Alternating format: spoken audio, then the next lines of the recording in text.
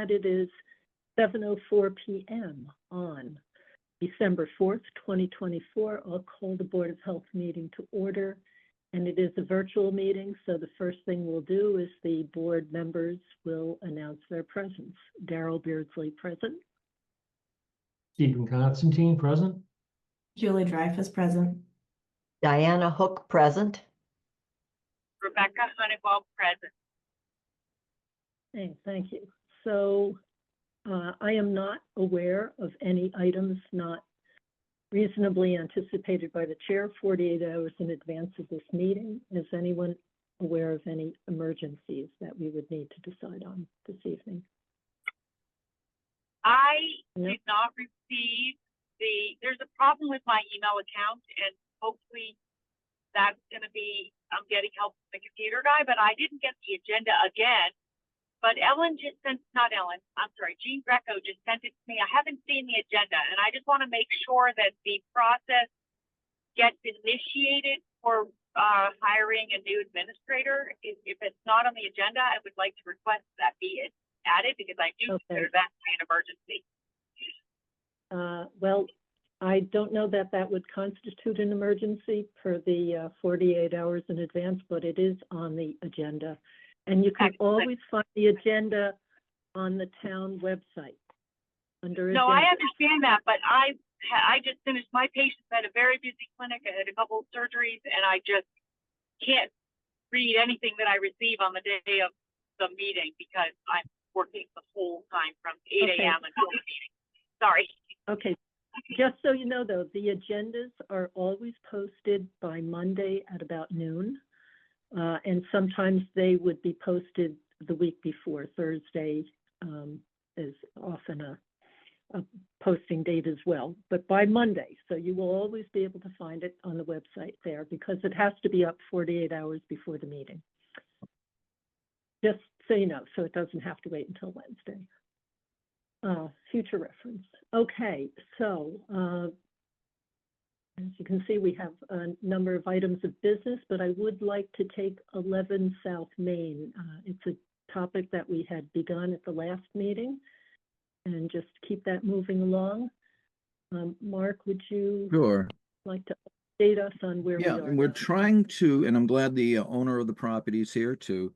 We're trying to see if the proposal for gelato serving gelato at Artie's will create any flow that would be past the present septic design flow. And we did ask that they submit a Title V inspection.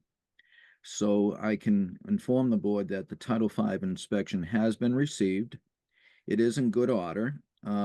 I spoke to the Title V inspection company. I spoke to the owner, Susan Parmenter, and she indicated that it looked good when they were out there. The distribution box was pretty clean.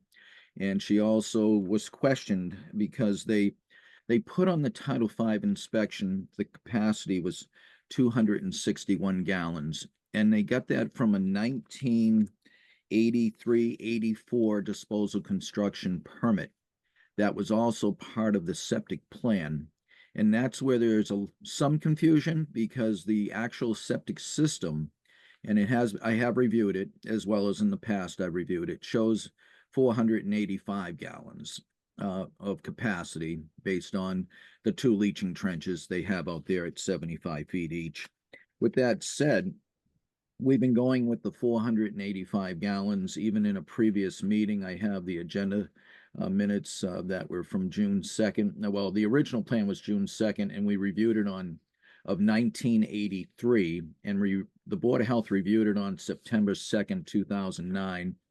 I did go back to those minutes to assure that it was based on the actual septic plan that was approved, and I have that plan here as well. So even though the Title V shows 261 gallons, that was the consideration for 5 gallons per 100 square feet. Now under Title V, it would be 50 gallons per day per 1,000 square feet. So they're equivalent. With that said, I believe the consideration should be based on a couple things that were mentioned by DEP. One is they said supermarkets, the gallons per day were changed to be, instead of 50 gallons per 1,000 square feet, it's 97 gallons per 1,000 square feet. And I spoke to Claire Golden, and Claire had noted the reason they upped the gallons per day for grocery stores is because they serve food, such as preparing sandwiches, so forth and so on. It's not just strictly canned goods and retail. And with that said, she said that would be something we could look at.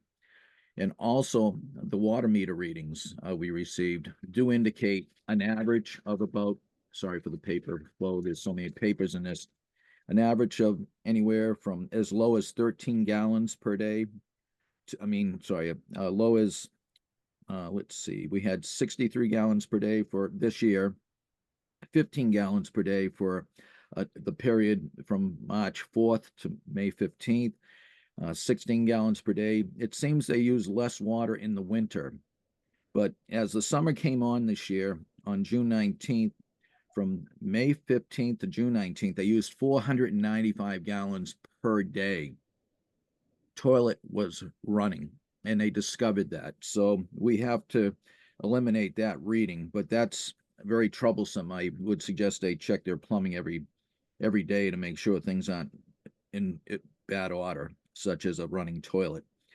Back after that was fixed, they went down to 63 gallons per day for June 19th to July 2nd, 41 gallons per day from July 2nd to August 13th, and they went to 42.5 gallons per day from August 13th to September 24th, and the most recent reading was 39 gallons per day. So when you look at the amount per day, they are conserving water.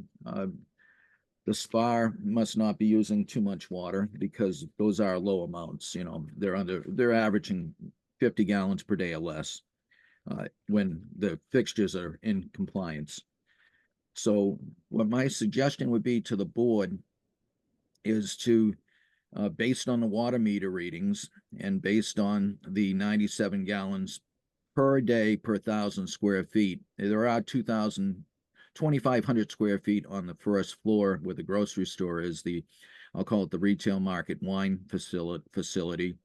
The gelato's not taking up that entire space. It's taken up about 1,000 square feet. If less than that, it's actually a smaller area within that area. So I would suggest to the board that we consider the addition of 47 gallons per day consideration for the septic system. And there it is. Thank you, Darrell. And you'll see most of its shelving for the wine and for some retail. And my suggestion is we allow this to be approved with conditions. I'll leave that up to the board. The conditions will be, one, that they do monthly checks on the grease interceptor, which is now part of this proposal. It's already in. We saw a picture of it. That we get monthly readings on the maintenance of the grease interceptor to make sure the grease is being cleaned out of that interceptor before it enters the septic system, because it could cause damage to the septic system. Two, that we get the monthly water meter readings as well on a monthly basis. And three, that the septic system after the first year, well, I would say it's up to the board. I was thinking 6 months or a year, be checked at least, open up the distribution box to make sure there's no grease carryover and it's functioning properly. And then it'd be up to the board if you want the system to be inspected every year. And the reason I am suggesting these is, one, the system was built in 1983. So when you look at the years it's been around, it's getting close to 42 years. Also, the fact that there is a new tenant, recently within the last year, the SPAR, and so I think it needs to be watched. And this is also based on DEP's correspondence with me. And what Claire Golden noted is it's getting to be an older system. And she suggested, one, that the owner of the facility be here, which he is. Colin, I presume you're in the audience listening, and that there should be some consideration down the road for a complete tenant fit out to see if there needs to be a future plan to replace the septic system. But because it's of the age and because of the use on it, it's changed several times. That would be my suggestion, those three conditions I noted. Yeah, I'm available for questions, but I'll go through the chair. I do have a few. You mentioned the 47 gallons. Is that your consideration of the 97? Oh, I'm sorry, Gallons. I should have broke that down. That is correct, Darrell. Instead of, Okay, that came off the 97. That was average. It would normally be 50 gallons per 1,000 square feet for retail. Grocery store goes up to 97. That's where the 47 gallons came from for 1,000 square feet of the facility. okay. All right. So, right, given that it's, so you're estimating that 1,000 square feet can be assigned to the gelato Correct. Now, related activities? Okay. yes, and that's a good question, Darrell, because say if they do very well with gelato and they say, well, you know what, maybe we'll turn the whole place into a gelato / ice cream facility because we're doing so well with it. And if that's the case, then obviously you have to look at the total square footage. And, you know, any change from the plan being proposed would have to, I would suggest, come back to the board. So that could be a condition over the other conditions, that any change from the proposal would have to come back to the board for review. Okay. And the other is, has there been a tally from, I know from the prior recent business that started up there, of sort of officially what the water usage is? I mean, these numbers are surprisingly low as a Very daily very flow. low. Yeah. So what would be the, you know, the calculated per DEP tables Well, level? I did ask Colin Flynn, who's the owner of the property, to let me know if the water meter readings is for the aggregate for the entire building. And he did respond, thank you, by the way, Colin, that this water meter reading is for the entire use of the building. So that would include the spa. Okay. And if, were there any DEP minimum requirements as a number to assign for the spa or?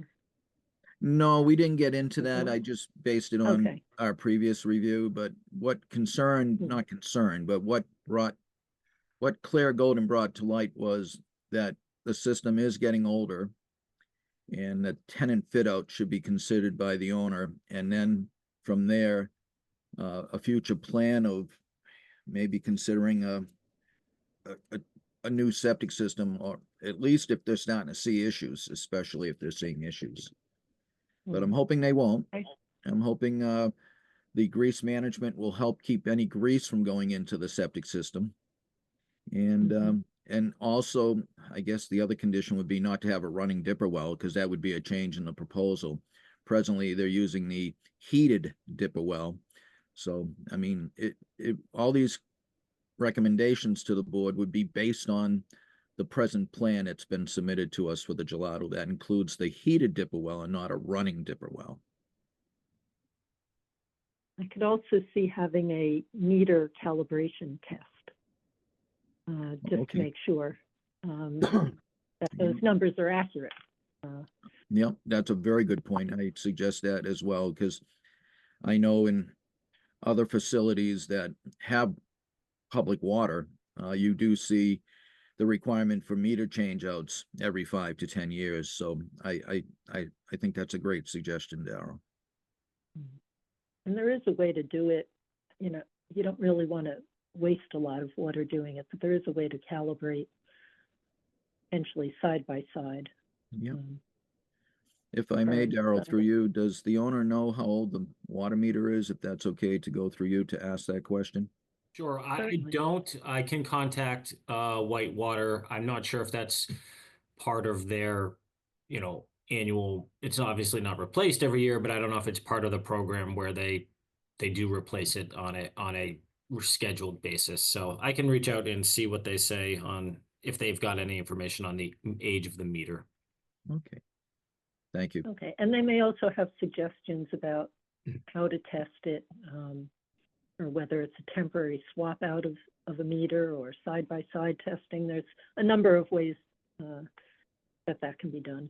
So, and they could advise you on the least disruptive, maybe most least costly.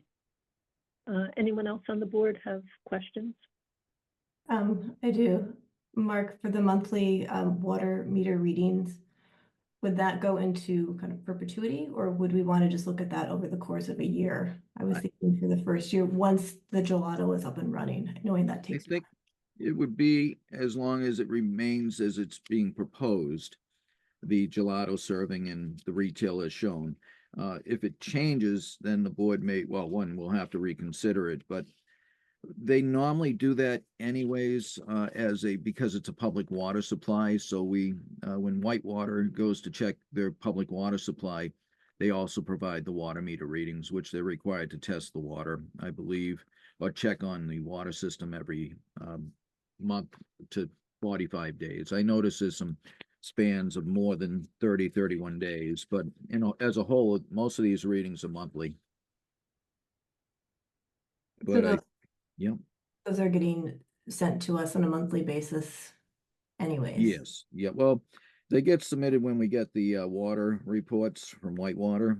It might be that we don't get them monthly. That's why I'm asking that the owner provide those water meter readings when he gets them from Whitewater, which is usually on an average of a monthly basis.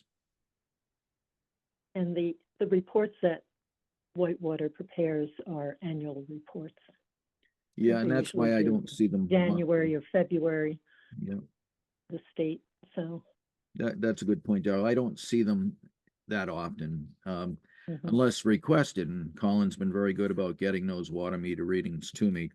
But again, I would suggest that we receive them at our office on a monthly basis. Once Colin gets that report, that monthly report, give or take 45 days, 30 to 45 days, that be submitted to us and also the operator of the facility would need to, if the condition passes by the board, to submit the monthly check on the grease interceptor and if it needed cleaning. And I then think the other good thing about the monthly readings is that if, just like with the leaking toilet, if there's a problem, especially given the age of the septic, not stressing it unduly would probably be a good thing to keep track of. That's a benefit to having that monthly number. Where would, Kind of an early warning. excuse me, No, go ahead. just where and to whom would I submit the monthly readings? Is there an online portal? Is it just by email? What's the best method to do that? May I suggest by email? It would be until Yes. there might be an online portal, but I'd suggest by email. And we'll get you the best, our group email Sure. numbers, address matter. And to potentially add to the conditions, which all sound good so far, Mark. Last time we had also talked about the use of disposable products, Thank you. paper cups and utensils as a way to reduce the water usage. I think we probably would want to just add that in because that would make a big difference. I agree. I mean, it was part of the proposal, but it should be noted and pointed out as part of a condition. I agree. That's it for me. I've got a question. I know last time we met, we talked about, I believe the owner said that he would be emptying the water in lieu of the running water from a dipping well about every couple hours. Just Mark, I don't know, from your opinion, is that reasonable, or do you think it should be more often?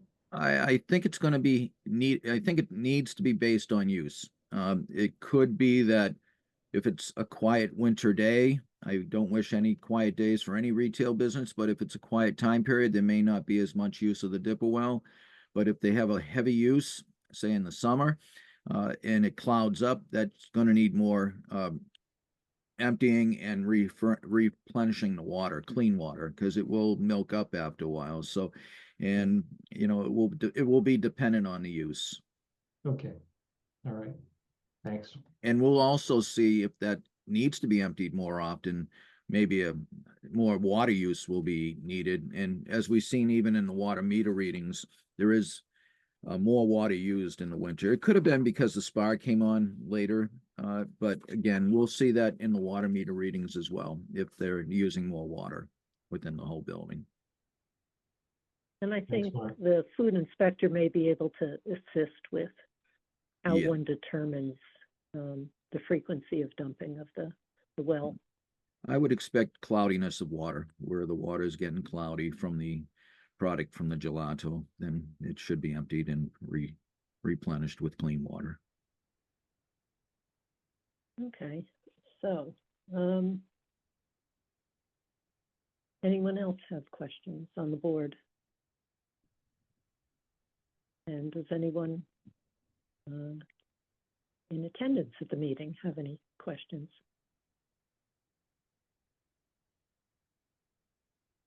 Okay, so Mark, are you recommending approval, I am based on a proposal. subject to?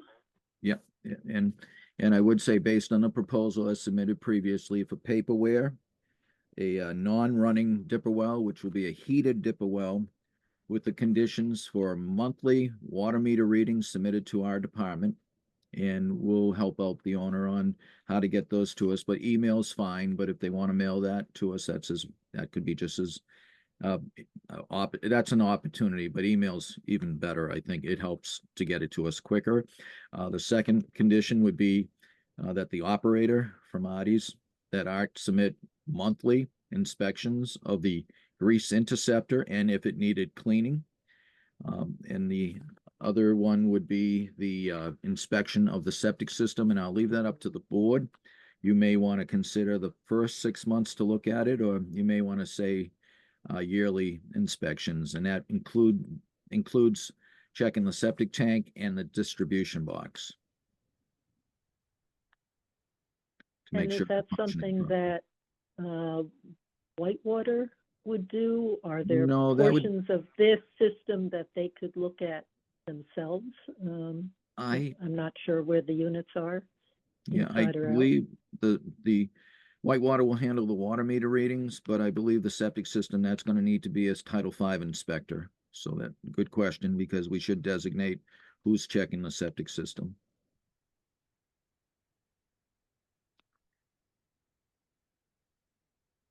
I almost wonder if to decide between either we could start with semi-annual and see how it goes, or also base it on the water meter readings as a trigger.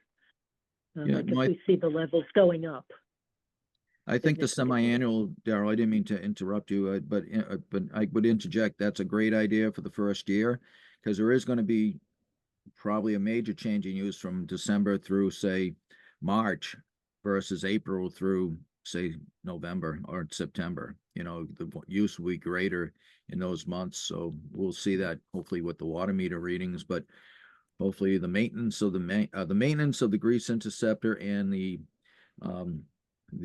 check of the septic system will help to provide us answers if there's any effect from the service of gelato.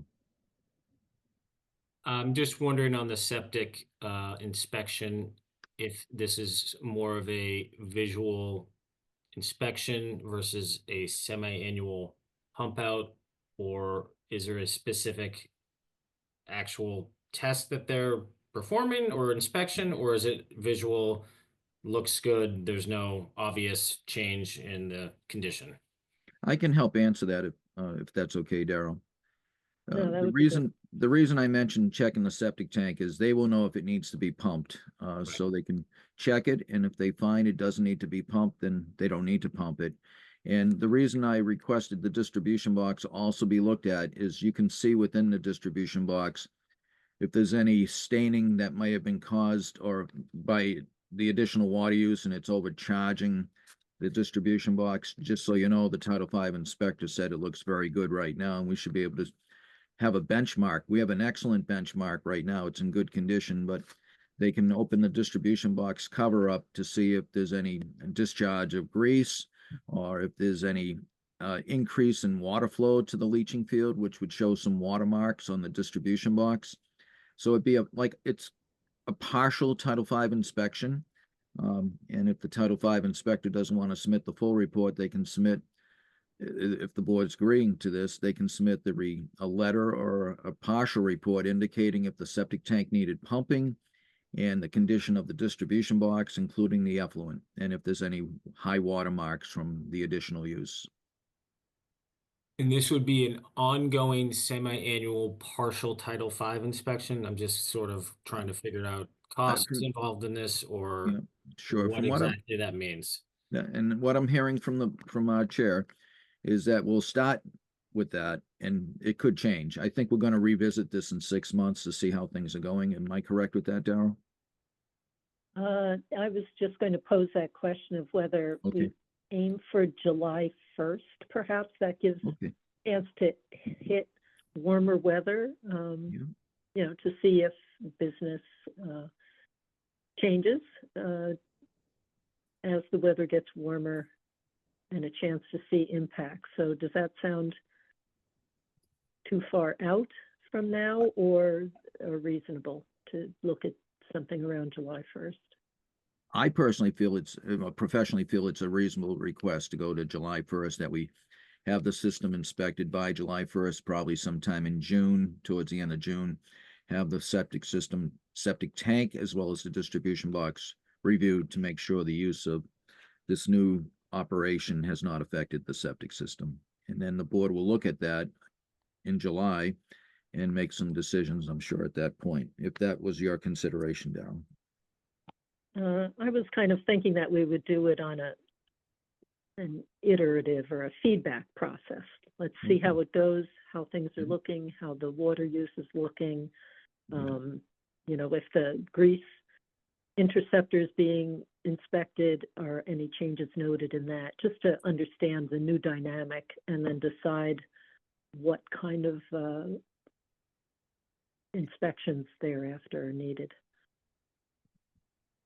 I think we need. Okay? I think we need to follow it for more than just a few months, because the point is the cumulative impact over time, if it's a public, you know, a food establishment. So I think that we should be checking it over time, like Well, that's whether what we're that's talking about. perpetuity. Yeah, I'm just saying, I think we should probably continue monitoring. Yes, we just don't know if we would increase or decrease the frequency. It really depends on how the system responds to this change in use, I think, is what the issue is, since it's not your typical change in use. It's hard to anticipate. Alan, as a first step, does that sound okay to you? Sure. Yeah. I think monitoring it to see how it responds makes sense. I just didn't know if, you know, semi-annual partial Title V inspections were necessarily the normal approach to seeing if water usage changed the septic condition. And this is my I think non-understanding of septic systems in food establishments. Because I think it's a mixture of. Yeah.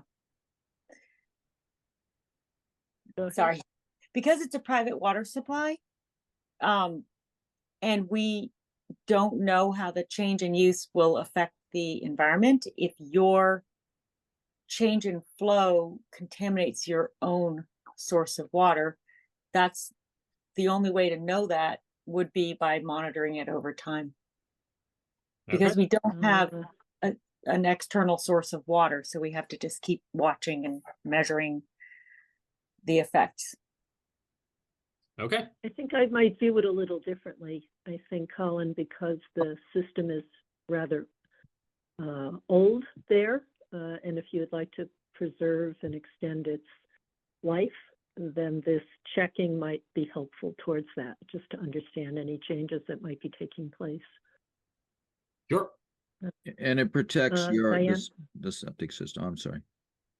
Well, I was also thinking that it depends on how successful this change is in terms of business. If it's a huge hit, it may have, I would expect more of an impact than if it may not have that much of an effect. Depends on how successful selling gelato is. And I think we may see that not so much in the first 6 months because it's winter, Mhm. but revisiting it in July when I would expect business would really pick up. Okay. So we'll start there. We don't want to overdo it, but we don't want to Right. underdo it either, I guess is really, what and since we don't know, we have no other example like this to point to and know what it'll look like. There is some experimentation, I think, that has to go on. So, all right. Any other comments? Oh, and actually, Mark, to your comments, they had just meter calibration. And again, Yes. I guess we can hear from you, Colin, once you have a chance to talk to Whitewater. Just let us know what they propose or how complicated or simple it is to do. Yeah, we'll continue to have dialogue, Colin, and Art as well. And Art, if you have any questions on the process for checking the grease interceptor within the kitchen area, we can help you with that as well. No problem at all. I will have my grease trap guy to do like monthly basis and have a report ready, and I can send you every month the report with by Thank you. email. Yep, no worries at all. Okay. So, Do you want me to Mark, are we repeat? looking to, excuse me? Darrell, I'm sorry, I should raise my hand. Do you want me to repeat the suggested conditions or for the board to vote on? I have the conditions, but Okay, is this voting on the approving the change in use or also the permit for well, you would be doing gelato both. service? The change in use, Okay. and it will be a change in the permit, so they go together. And then the conditions, if you so wish to take the suggested conditions that were noted both by the board and myself. Okay. All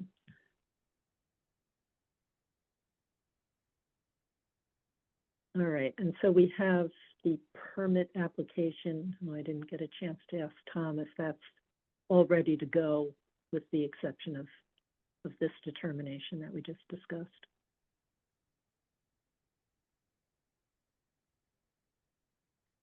I believe I see on the agenda that they have till the end of this year to renew the food permit.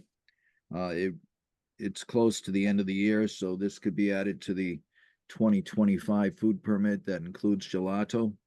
I don't think that there will be a change in the fee, but Art, have you submitted yet your food permit renewal? Not yet. Okay, yeah, I would suggest you do that before the end of the year, so that way everything's clean and crisp on the change in the use of the facility and that you have a 2025 permit issued January 1st for the change. And if you could get it to us before our next agenda, then the board see that we meet on December 18th, I believe. And if you could have it to us the Friday before December 18th, then it could be on the agenda for the board's approval of the food permit for 2025. Sounds good. Okay, thank you. Okay, so then this evening, really, what we could approve is the change of use Yeah. or after the food permit has been completed.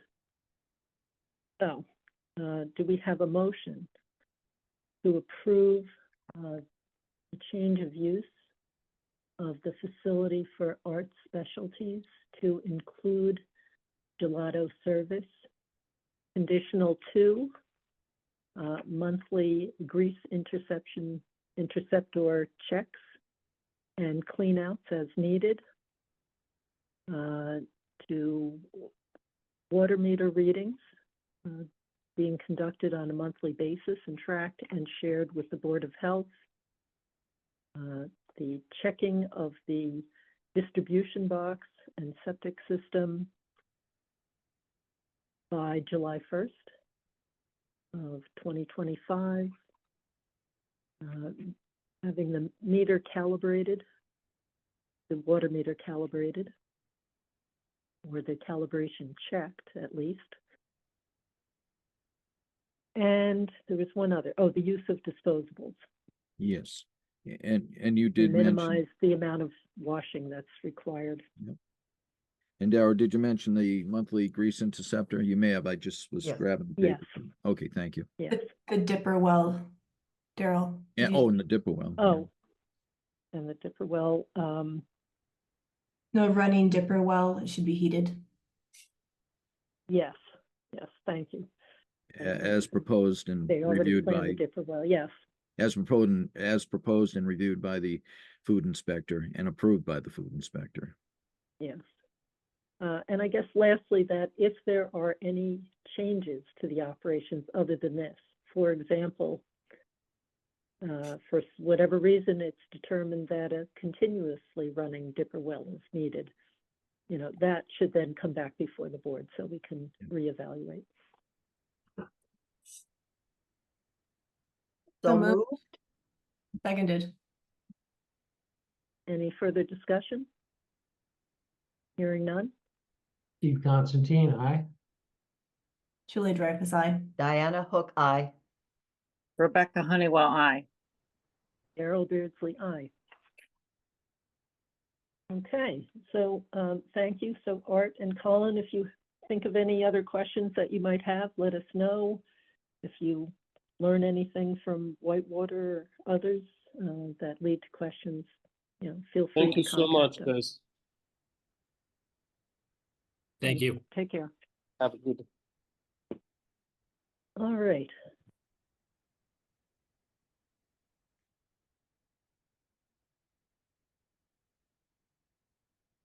Okay, I think what we'll take up next will be, we have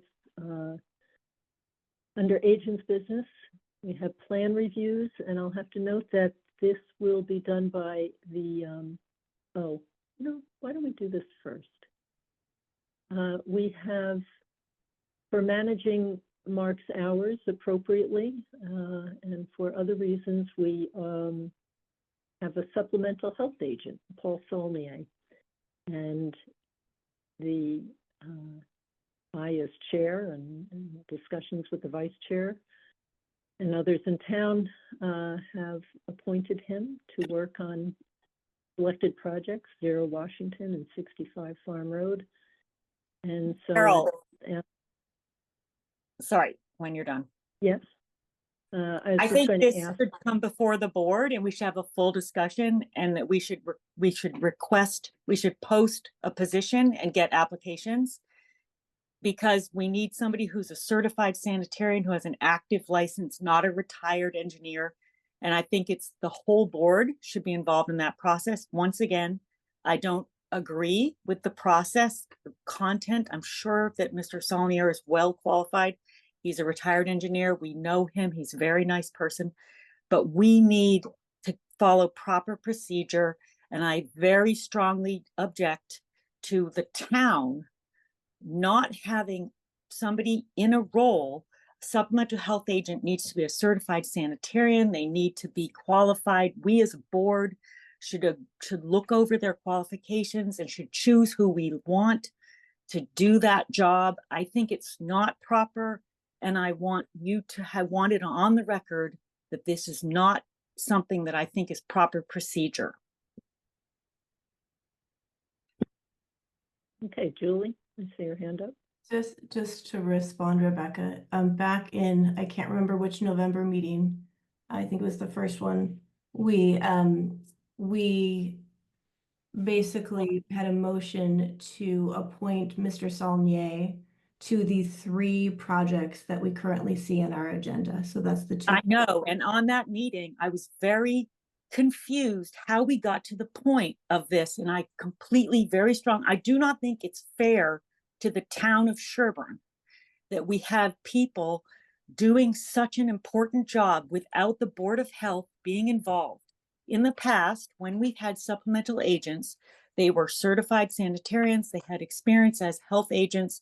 The board as a whole was involved in the hiring process. I think it's improper to have it done on the side without the board involved and without us proper reviewing an application process. I just object to that. I follow rules in my job. We have ways of doing things. I think the Board of Health should be following proper procedure for things. I didn't understand that the way that happened, and I don't agree with it. I disapprove of this, and I don't think we should be ratifying decisions made by 2 members of the board for 5 members who are equally qualified to make a discussion. I don't remember, and I do not authorize you to make decisions of such importance on behalf of me. I am a member of the board.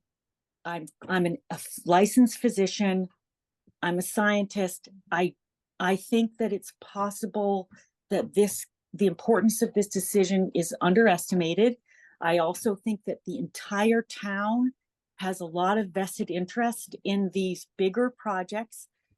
And I think that we need to have people who are properly reviewed and selected for this important job.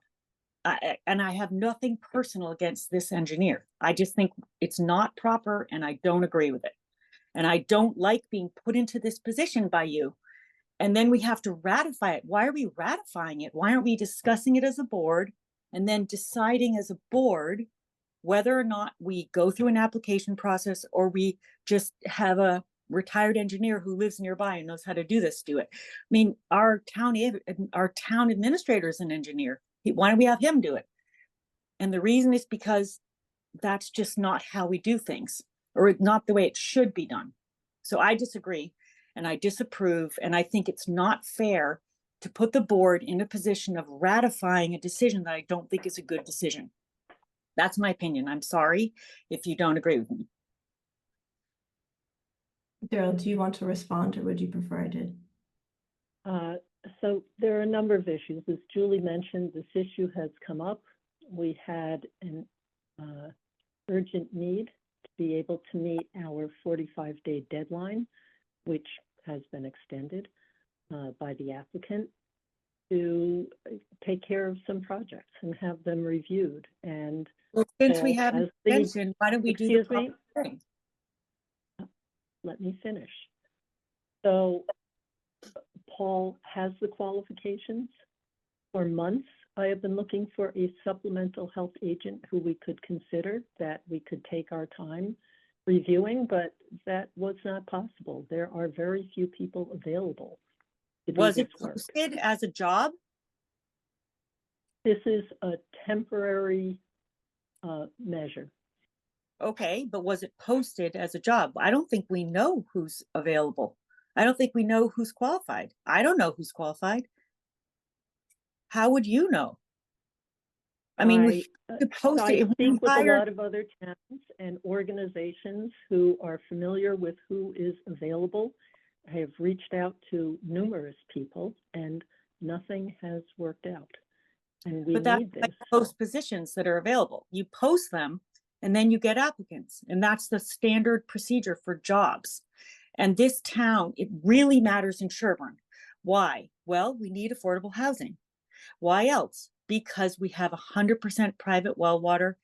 That is something that only fewer than 10 towns in Massachusetts have 100% well water, private wells.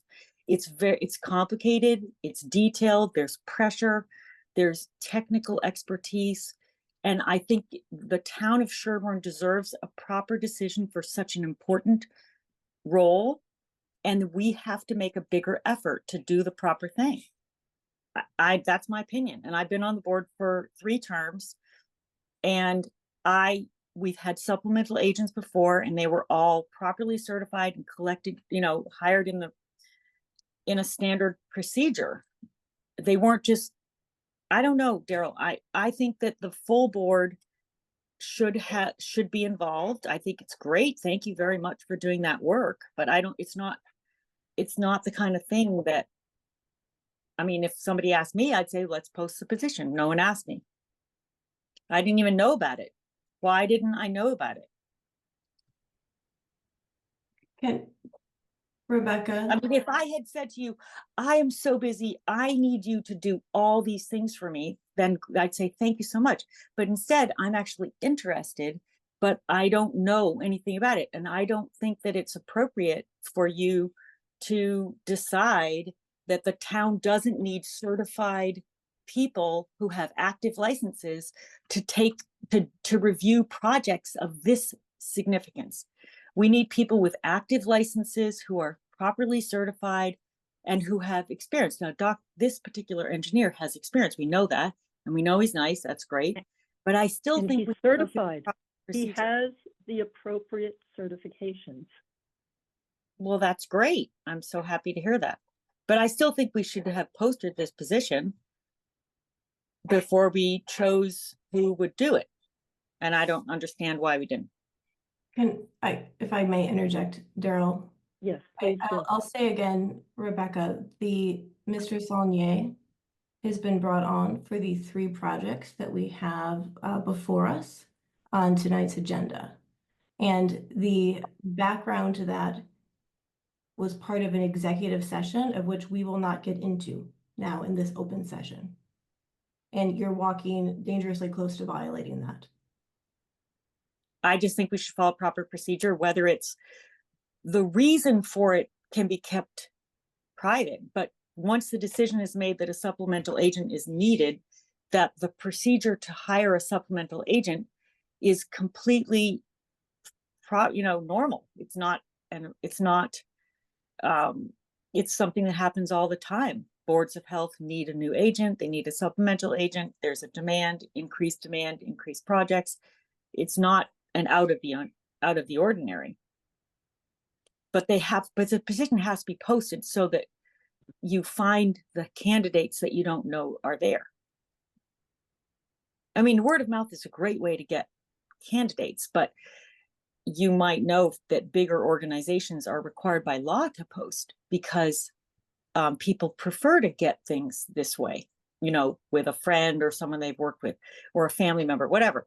But in order to make sure that procedures are followed properly, there are certain employment laws. I have no idea whether any of those would apply here, but I still think it's good for the town of Sherborn with these big projects to have a proper procedure followed so that things work out as best as possible. You can never know when something's going to go wrong. In the interest of time, Daryl, I would suggest. Yes, I'd like to reiterate for the other members, I'd also like to point out that this is currently a temporary assignment for 0 Washington Street and 65 Farm Road. And that is what the supplemental agent has been appointed to do. And it's time sensitive. Were there any other questions or comments? I was just going to ask how long the engagement is, or is it open-ended? Well, if we end up approving these lots this evening, there will be some ongoing work for the installation of the systems to oversee them, but the plan review and the field work has been done. Okay, thanks.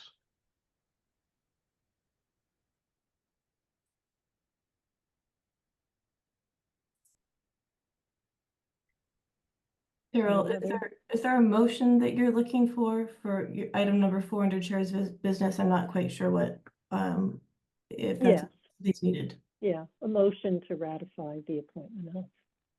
Okay, I'll make that motion. I move to ratify. For 1 project or 3? The one that's the emergency that got extended, or are you putting this to a very big scope? I would like to go for proper process for the other 2. What other, I don't understand what other 2 you're talking about, Rebecca. Could you be more? There are multiple big projects, and you listed 3 addresses originally, and then you said it was just this one because it was a Tonight, we have before us Lot 1 and 2 at 0 Washington Street, and we have Lot 4 at 65 Farm Road. Mr. Saulnier is our acting supplemental agent for those 3 projects. That is the scope of work for which he has been retained. So that's what you did after, without our involvement, That is That's not beautiful. true. I will again, except for Right. you brought the meeting for ratification, but that was done already without our involvement. That was without the board. You just said you acted on behalf of the board and you hired this person and we ratified it at the last meeting. So that was without our involvement until we ratified it. and that motion was made and it passed. Yes, I understand that, but that was the point that I was upset about because it was done offline before the meeting, and then we were asked to ratify it. We all ratified it because there were valid reasons, but I just felt that it was improper, and I thought I would write a letter, but I'm bringing it up in person because it's on the agenda tonight. So thank you. I don't know if I finished getting to make the motion. So I move that we ratify the appointment of Paul Saulnier as a supplemental health agent. Daryl, should I add in the specific lots or projects for which we have retained Mr. Saulnier? Yes, let's do that, and for- if we for ever had to lots- adjust that, that'd be another discussion. For lots 1 and 2 at 0 Washington Street and lot 4 at 65 Farm Road.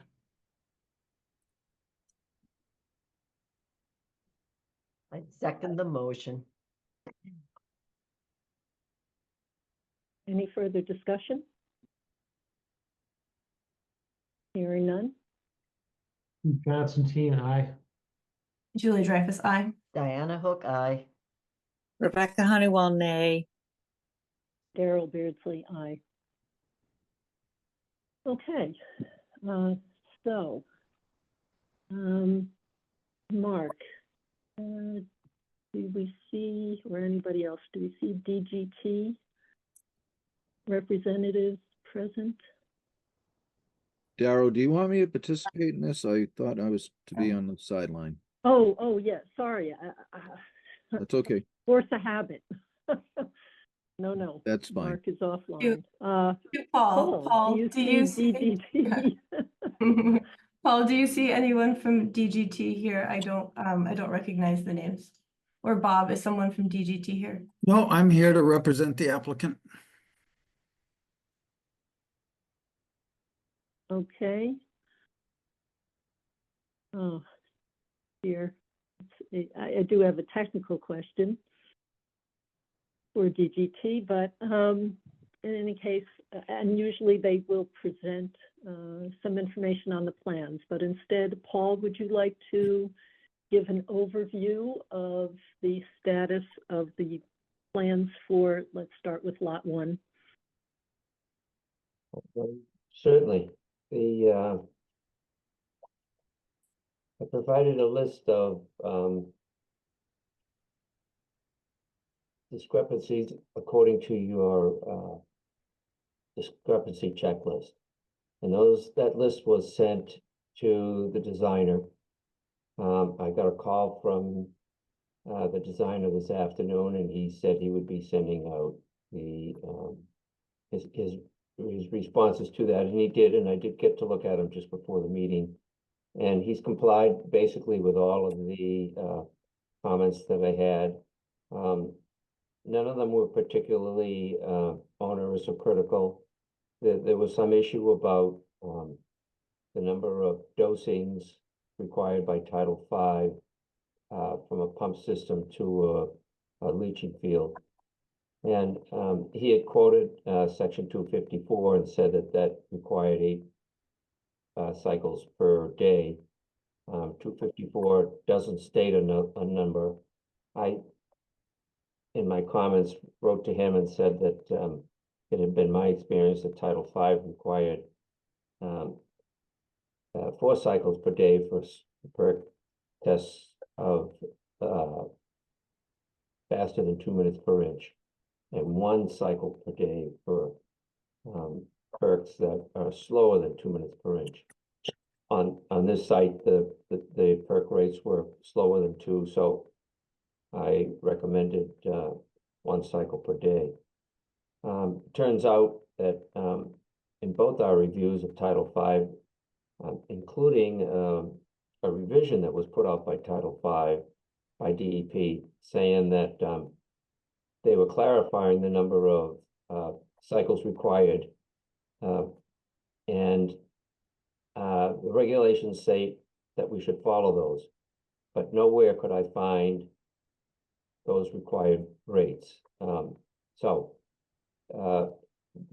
As a part of the review, the designer changed it from 8 cycles down to 5, and in his response indicated that wets the entire system by about a half an inch of water with each cycle.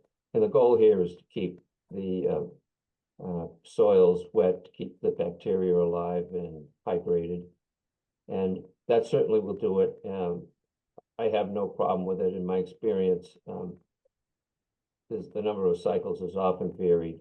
The other problem with, in this case, with 8 bedrooms and the septic tank and pump chamber is that they also require a minimum of 24-hour storage.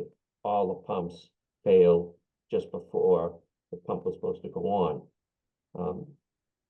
You can't meet that requirement with less than 8 cycles per day, or 5 cycles per day, excuse me. So knowing that, the important thing is to keep the 24-hour reserve. So I'm fine with the 5 cycles per day as he revised.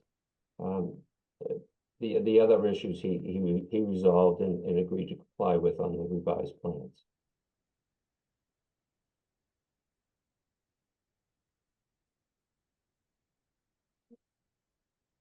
Okay. Does anyone have any questions in particular on the plans? Otherwise, I will illustrate one that I have. I did have a question. It was just trying to follow the plan for wait, we're on lot 1. For the water line to the ADU, is that going to be directly from the well to the ADU, or will it be fed through the main house to the ADU? I didn't see a water line on there. Yeah, again, in this case, the actual design of the house has not been established, so all they do is show a generic footprint. So the water line obviously will go directly to the house, but where on that footprint it has not been established. And this is very often the case with new construction. They just show a general footprint. When they finally decide what they're going to build, then they're going to have to show a water line that complies with all the requirements of Title V and the Sherborn rules. Okay, thank you, Paul. That's very helpful. Yeah, Julie, I would just add that, as Paul said, it's fairly typical in a situation like this that you would do a more generic footprint, and then, we'll need to come back with some of those details and with basically a revised plan at some point before we go to get a building permit. That's my expectation. Okay, that's helpful. Thank you, Bob. Yeah.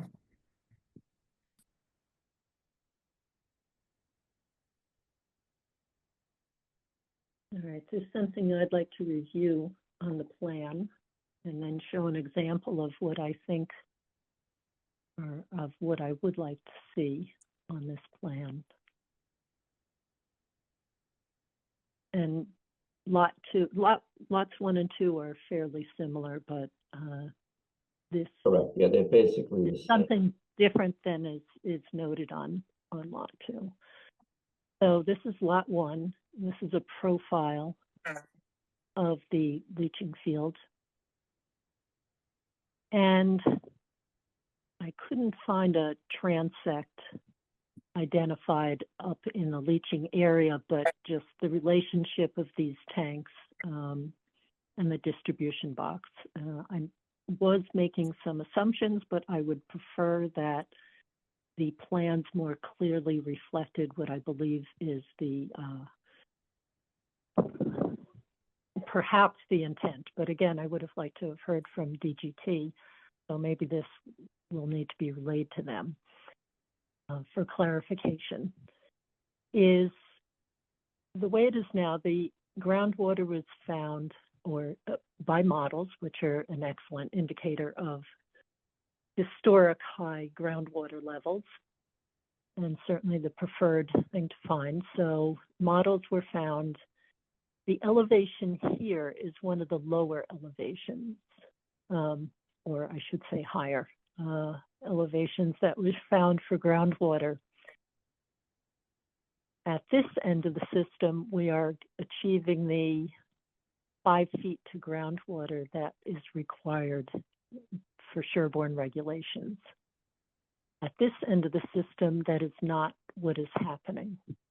But I think that may be because they've chosen to keep a horizontal line here. But let me just show an example of what gets done on other properties. And this one has a lot of detail, and it's a step system, so that is different. It does show existing grade, final grade, just as with the other. But it's overlaid the information about the test pits and where groundwater was found, kind of aligning with or putting it in relationship to the systems. And what I'm thinking is, would the same sort of slope, albeit sloped in the other direction, be revealed if there was more detail about the locations of the test pits? So perhaps does this line, is this actually sloping? The reason I'm thinking about that is if we go up to test pit 2, it is more than 5 feet to groundwater where test pit 2 is.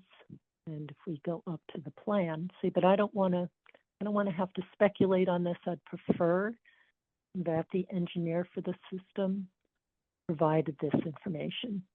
So here's test pit 2, and here are the tanks and the distribution box.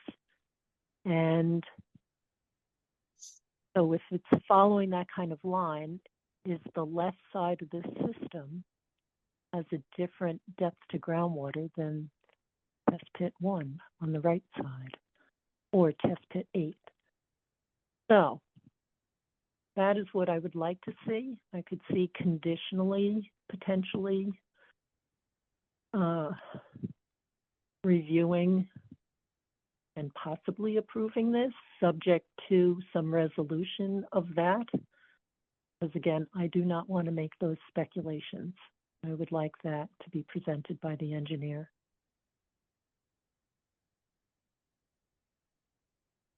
On the profile. So Daryl, if I may, Yes. On the site plan, which shows an overall plan of the residences in the leach field, there were test pits that just happened to show up at both ends of this leaching field. Test pit number 1 and test pit number 2. They're at opposite ends of the field. Both show groundwater, seasonal high groundwater at 5 feet below grade. That really should be enough to establish that the site is acceptable. There's no reason to believe it would be higher anywhere in between. The fact that the contour that they drew shows a spot where the grades are actually higher, and therefore you're saying that there's not 5 feet of ground between the natural grade and high groundwater, right? I think is not realistic in this case, because the grades here on this property are so varied. The terrain is really rough. There were many test pits done in the past. In some ways the place looks like a bomb site. So I don't have, as an engineer and someone with experience in designing several hundred septic systems, I don't see that spot elevation as being an issue. So I don't disagree with you, Paul, on the assumptions about the test pits and what they found. What I am not liking is that this, as currently presented, implies that there is not 5 feet of naturally occurring soil from the existing grade down to high groundwater. And if, as you just mentioned, if this is where test pit 2 is, then that's not accurate. I think what I would like to see is this accurately presented here, because this is a Sherborn requirement to have at least 5 feet of naturally deposited soil before encountering high groundwater. And test pit 2, if I understand you correctly, you seem to be feeling that this is where test pit 2 or 1. Let me go back to which one is which. I believe 2 is on the left-hand Yes, side. 2 is over here. So, and 2 was actually more than, right? 5, over almost 5 3/4 feet below. So I just would like to see it reflected accurately on the plan as this sort of a plan demonstrates. Is that Daryl, is that a plan from somebody else that we're looking at right now? Yes, it's from a recent plan that was submitted for a property on North Main Street. I see. And you Yes. you pulled this A up. couple months ago?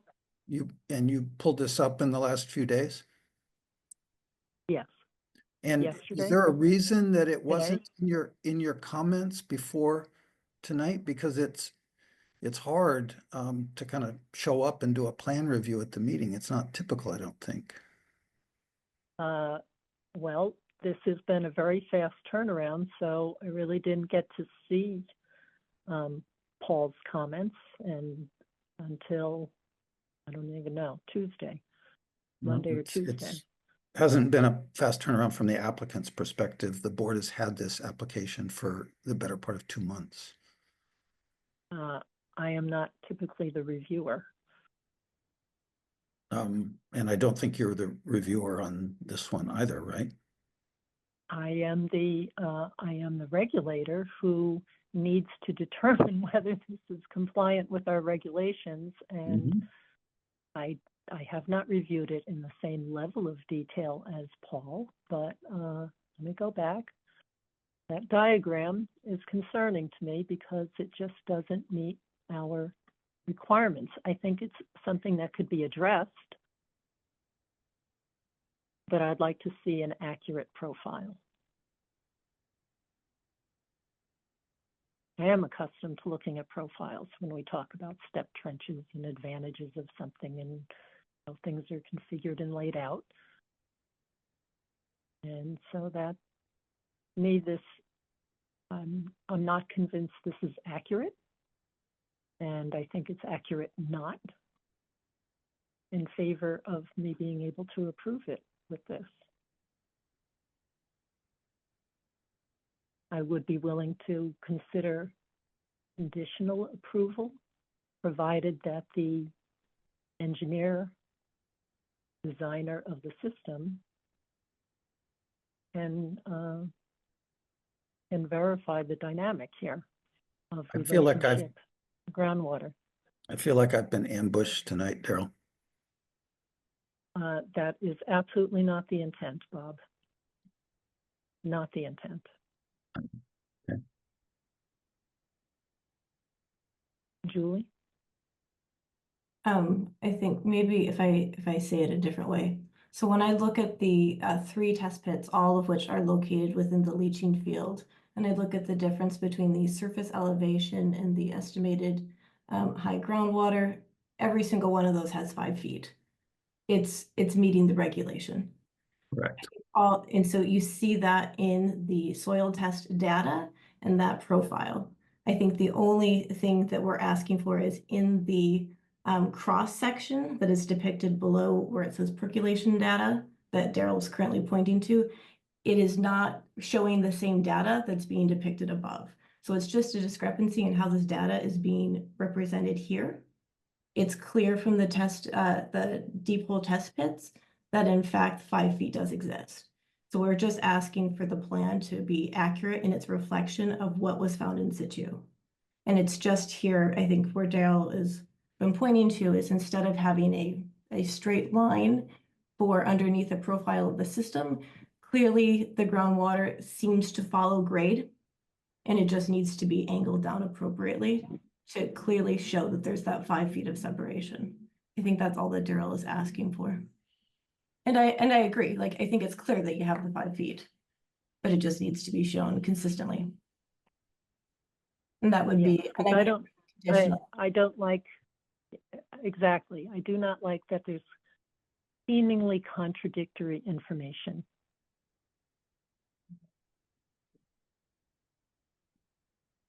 Thank you, Daryl and Julie, for explaining the details, which are what are relevant to.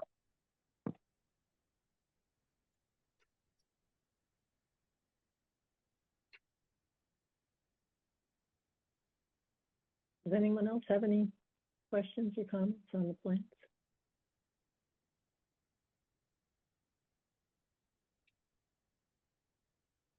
And Daryl, I don't know if there are butters present. I haven't looked at the participant list. In case you want any, take any questions from the public. Yes, absolutely. Are there any others present who have questions or comments?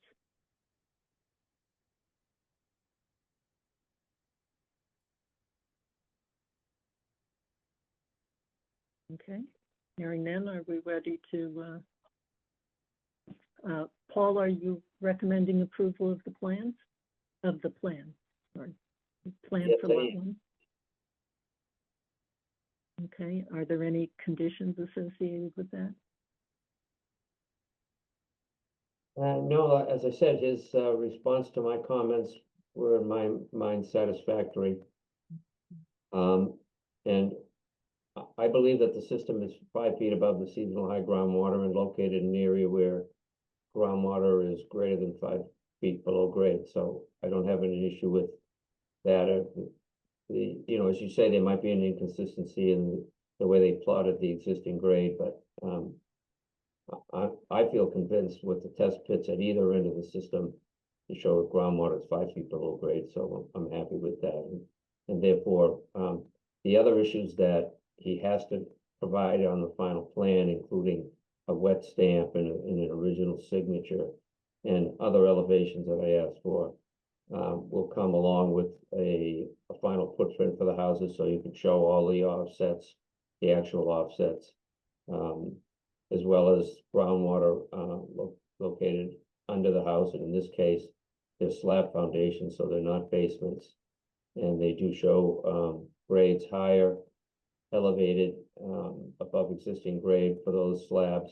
So I don't believe there'll be an issue with groundwater underneath those slabs, because they're in areas with tests all around them.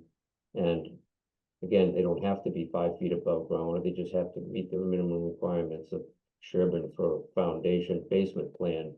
And I'm assuming that they apply to a finished floor on a slab above grade with no basement. So basically, yes, my recommendation is that you approve the plan as submitted, with the understanding that those other comments will come with the final actual plan submitted for approval.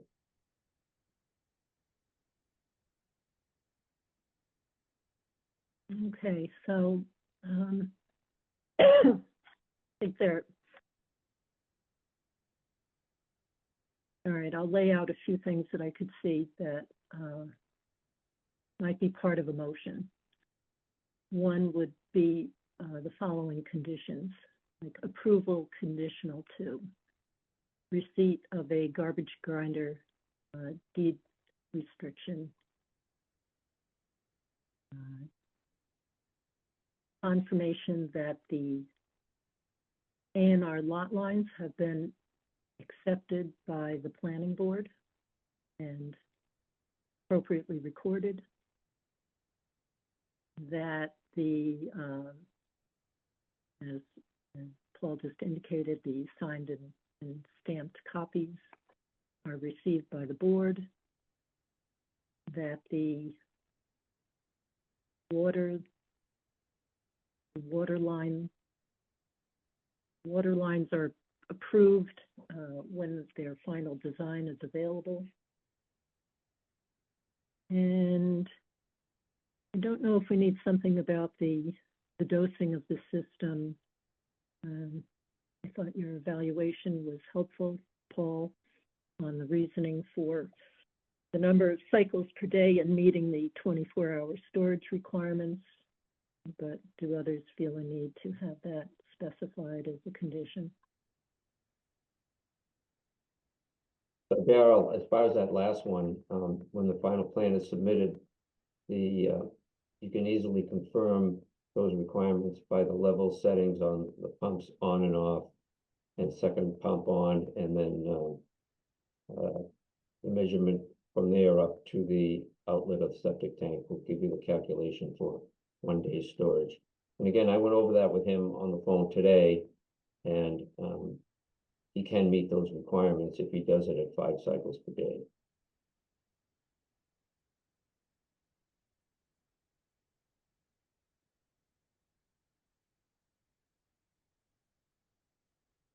So Paul, I think what we're trying to understand is, would that mean conditioning this to a revision of the plan to accurately reflect the 5 cycles? Or, because I don't think that's what it says here on the plan. Am I understanding you correctly?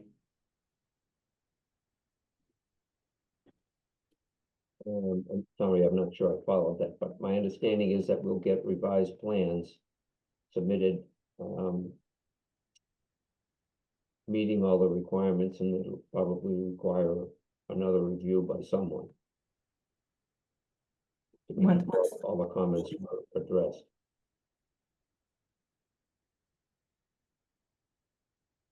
As I have not seen the revised plans with the notes addressed.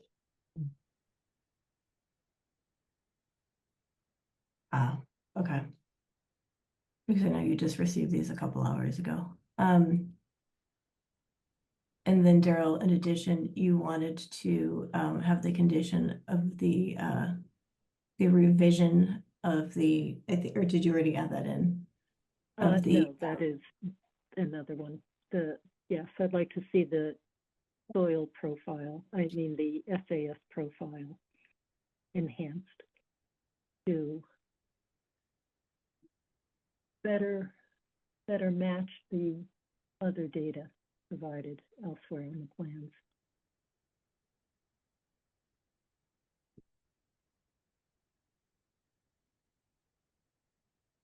Okay, so it sounds like, Paul, since you didn't have a chance to review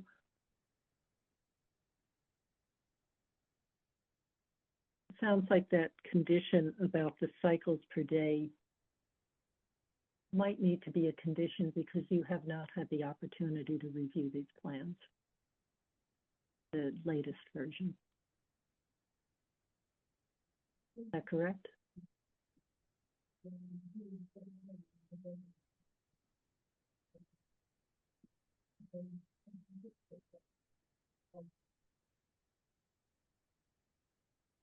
Paul, has the board forwarded to you the plan that that DGT provided about 5 o'clock this afternoon? Do you have that, Paul? I didn't send it to Paul because it appeared that the board did not want me to send it to Paul. kind of my reading between the lines? No, it was sent to Paul. Okay, I good, don't great. have It my was- email open at the moment, but Jean Greco forwarded it when it Yeah. was received. No, I think I forwarded it over to Paul, Great, Yes. great. Yeah, Julie did send both of those plans to me. but I do not fault Paul for not Yeah, getting. no, not at all, not at all. That the point I was raising was, do you have it there in front of you? Can you see if this cycles per day was addressed by DGT in the plan they sent late this afternoon? That's all I was asking, Julie, I wasn't criticizing anyone. Just was trying to see if we could resolve this one issue here and now rather than leave it open.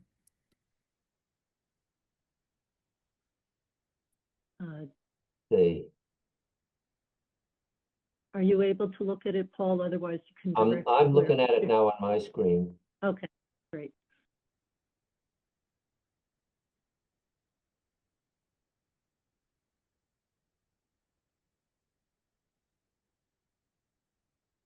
Well, the one that I have that I brought up appears to have the same numbers as the original. Let me just check on my hard copy here.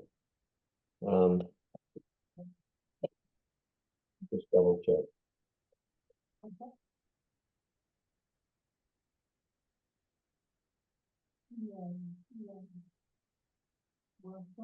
Yeah, actually, the plan I have is the same as, the plan that was forwarded to me this afternoon has the same numbers on the pump chamber. What he said to me was it's actually 5 cycles. I assumed that he made some changes, but he didn't. So, and the 180 gallons represents 1/5 of 880, so that's right. So, his original statement on the plan that said he was doing it at 8 cycles apparently was incorrect. And it really is 5 cycles. So the plan as originally presented was 5 cycles, not 8. My objection was to the 8, and as I said, on review and realizing that if he goes to 1, you won't be able to meet the capacity of 1 day's storage after the pumps go off.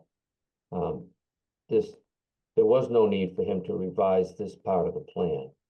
So it's acceptable as submitted. Great, thank you.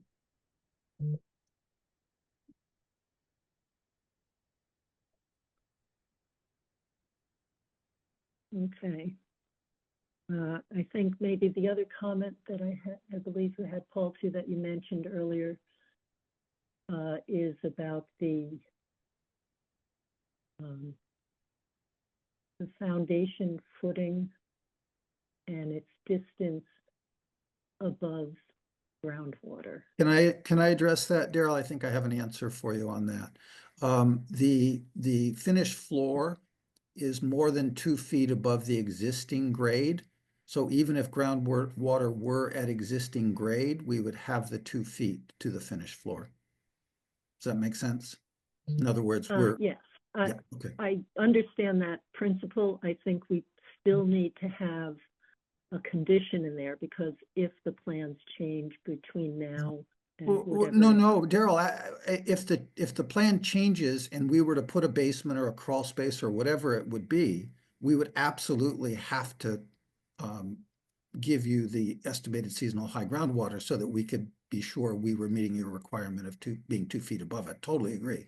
But my feeling is that if we come with that revision, you'll need to approve it. As drawn today, which is the slab is more than 2 feet above existing grade, it's compliant as it's drawn today. And if we need to change it, and we may well, I don't know, we will come back for your approval for that. Okay, so as long as you understand, it includes, the Totally. moving, since again, there's boxes that don't look like the usual house footprint, so. I completely understand, absolutely. Yep.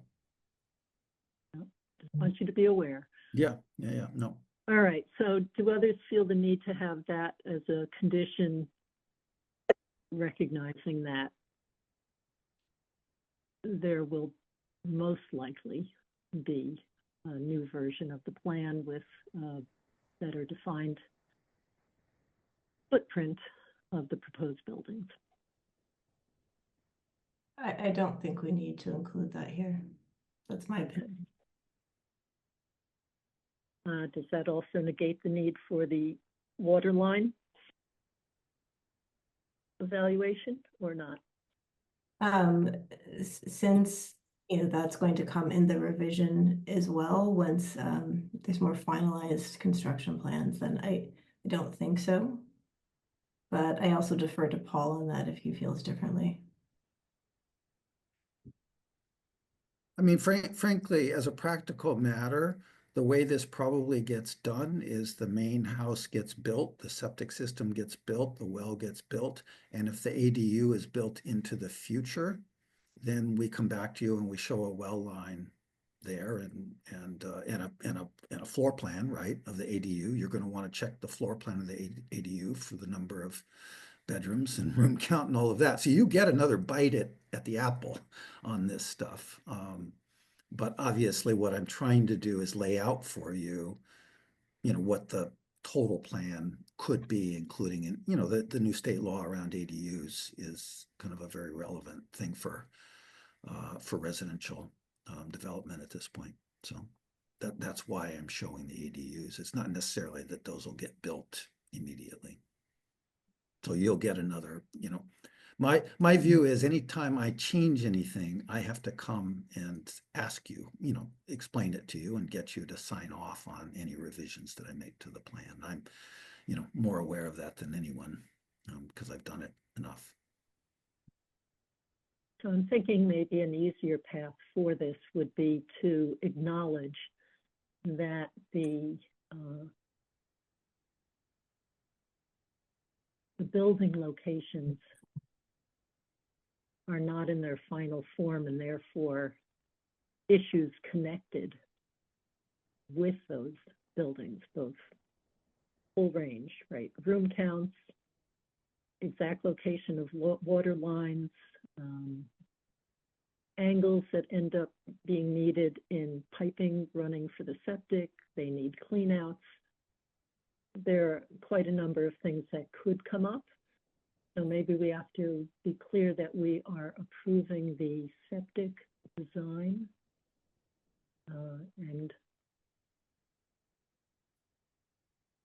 I mean, as a practical matter, Daryl, I think that what could be built on this plan would be a house that was that footprint, or frankly, a little bit smaller. I don't think there's going to be anything that's going to cause your board difficulty if the footprint is a bit smaller than the existing footprint. But obviously, we want to go, have a basement or a crawl space or whatever. Totally have to come back. We move the driveway, we have to come back. All of those things that potentially are relevant to your regulations. If we change them, we come back to you. That's and I don't think this is anything unusual. This is the way lots and lots of other people building homes in Sherborn have operated. If you look back over, how many times is that, the guy out on Western Avenue come back to you? He's changed things 2 or 3 times in front of you. I've watched him, that it's really quite typical. But, you need to know that you're absolutely right, Daryl. The important thing for everyone is to know that the septic system is approved and can be built, because that's and the well, of course. Those are the 2 core things to making a property, a residential property, developable. And that's what's going on here. Okay, board members, thoughts on some of those extra issues? Face them as they come along. Yeah, Have we given enough? I think that's accurate. And so I don't think, I agree. This will come back to us again in the future. I see. I would be shocked if it didn't. I would too. And it could be built as it is, but it's not likely. I agree with you, Julie. But I also agree that when changes are made, we need to have the opportunity to properly evaluate the impact of changes. And so if the board deems it necessary to delay a vote to have proper evaluation, we need to do that. And it doesn't really matter if something else happened at another address, because every case is different. And we can only do what we can do with the information we have.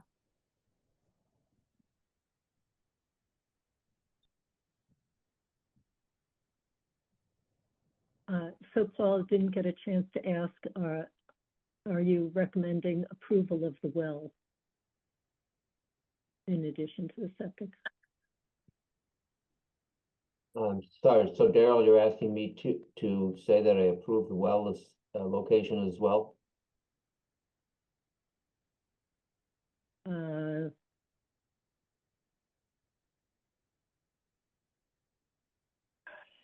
have to say, I don't. All right, hold on. Do we have a well application? Or only a Yes, septic you do. application? You do. Okay. And I believe,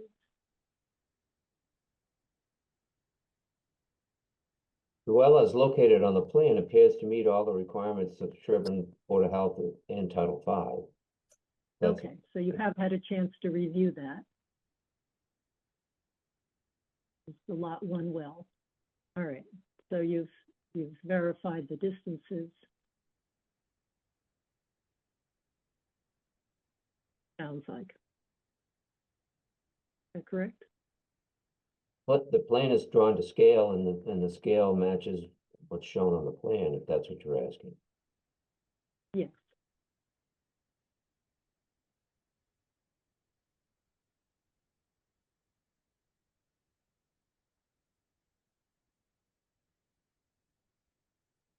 All right.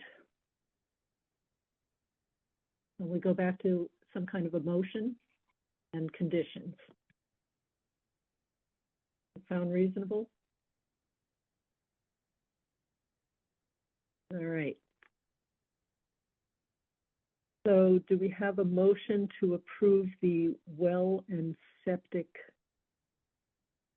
plan for Lot 1, 0 Washington Street, conditional to receipt of a garbage grinder deed restriction, acceptance by the planning board of the A&R proposed lot lines as legal lot lines and their appropriate recording, an adjusted, I'll say corrected SAS profile, that we receive signed and stamped copies of the final plan, and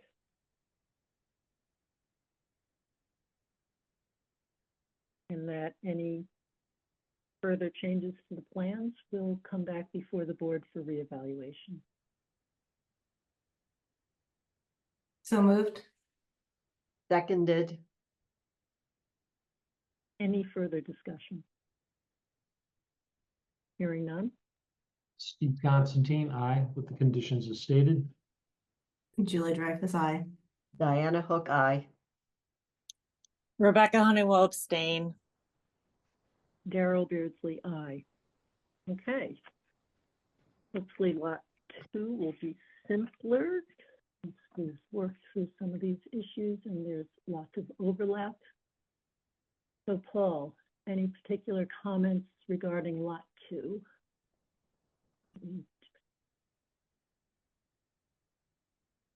Septic system, houses, and well. Over here.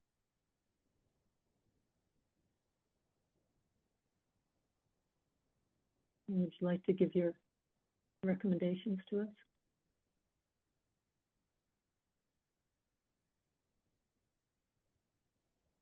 Paul? I'm sorry, Daryl, are you asking me something? Yes, I was asking if you'd like to give your recommendations regarding Well, board approval of this plan. okay, yes, basically all the comments, I gave him one set of comments that related to both lots 1 and 2. They all pretty much, were the same. And, again, as I said, as we discussed, although I have not seen, any revisions on the plan itself, but apparently they did come this afternoon. I read the comments and I spoke to the engineer. So, there's that same issue, apparently you brought up, on the profile that appears to be a small section of the leach field that doesn't show 5 feet to groundwater, but there were 3 test pits on this leach field. And they all show, 5 feet to groundwater, so I don't have a problem with the design of the leach field as proposed.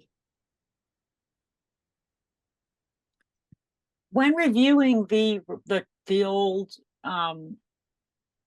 lot information, where was the vernal pool? Because this had a vernal pool in it, and how I was not present when the Board of Health approved this work on these lots, and I was just curious what happened to the vernal pool. It's still there, Rebecca. Where is it located? Can you show it to us? Yeah, if you bring up the plan, I can show it to you. It's, the Yeah. septic system is about well, it's more than 125 feet from the vernal pool. That's great. Because there's just been a lot of tree removals, and wondering if you're still protecting that. We are giving 100 feet of berth to the vernal pool throughout the project. The septic system actually appears to be probably 175 feet to the vernal pool. Thank you. Yep, sure. The vernal pool is in the upper right-hand corner of the plan. Well, it's now scrolled off, but.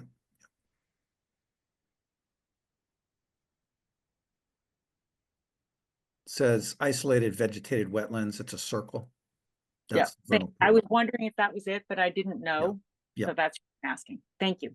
Yep.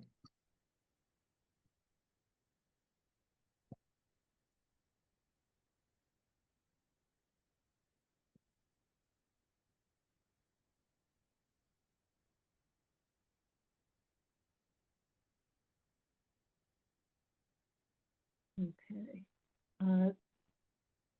On this diagram, Paul, so I don't see the need. I mean, it would be nice to also illustrate groundwater slope, should there be any. But in this case, the existing grade is within the septic, therefore the distance to groundwater is third with the naturally deposited soils.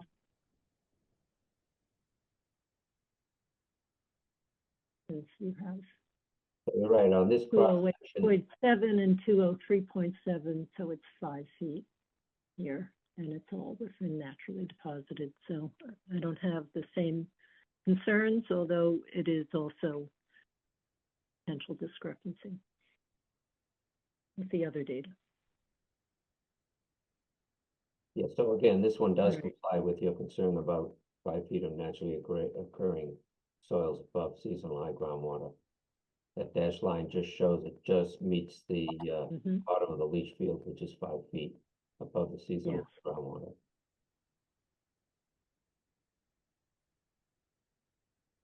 All right, any questions or comments from the board on this one?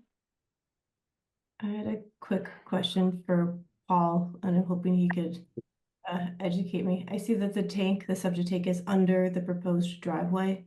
And I did see in the notes that there'll be risers brought up to grade, but I was just wondering if there are any specifications required for the strength of that tank, given it's going to be under a driveway with potential heavy machinery or whatever might be coming on top. Yeah, so what they require is what's called an H20 loading, which is typically in a septic tank, it's the standard cover is 4 inches. And H20 loading, which is for big heavy trucks, is typically 6 inches of concrete reinforced with welded wire fabric. And I believe that's what was designated in this case. I'll check again.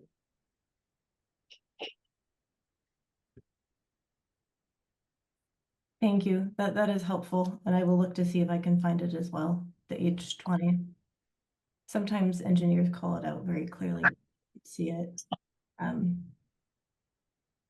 easily here.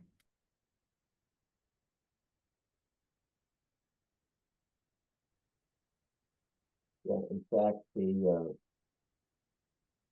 tank has an 8-inch top rather than just a 6. So it's obviously H20 or rated for heavy truck loading. Great, thank you.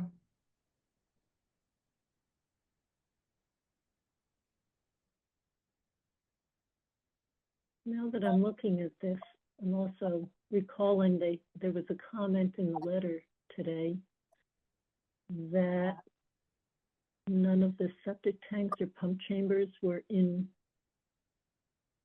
potentially in groundwater, but this one shows this one being below the seasonal high groundwater. Well, which comment is that, Daryl? I don't remember which one. Let me check.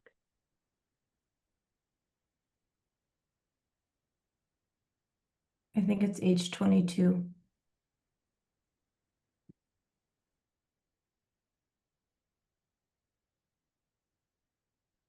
M22 about this, the H22. No, H22, the tanks, due to the location of the tanks above the groundwater elevation.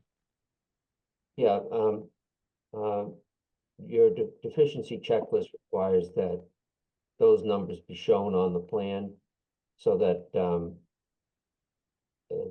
the agent who reviews it doesn't have to do the calculations and prove that the bottom of the tank is above the seasonal high groundwater and therefore is not subject to a buoyancy calculation or anti-flotation devices of any kind. So the designer told me today on the phone that he would provide that. So maybe they're going to modify this because right now this is not So I see it here that he has. going just into groundwater. Then maybe there's a rationale for that, but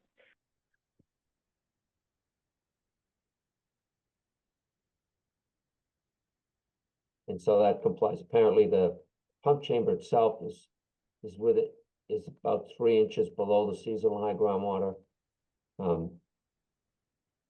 And I don't see that they provided the calculations, but that's obviously not an issue. Typically on a 1,500 gallon pump chamber, for it to be a concern of flotation, usually the groundwater has to be up between 3 and 4 feet higher than the bottom of the tank. So it's not an issue, but he should provide the calculations anyway, because that's what's required. okay. So maybe that would be a condition just to receive those calculations. Is that what would be appropriate? Yeah. Okay.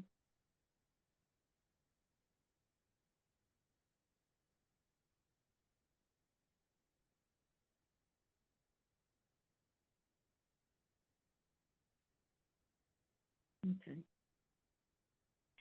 Anyone else have any other questions?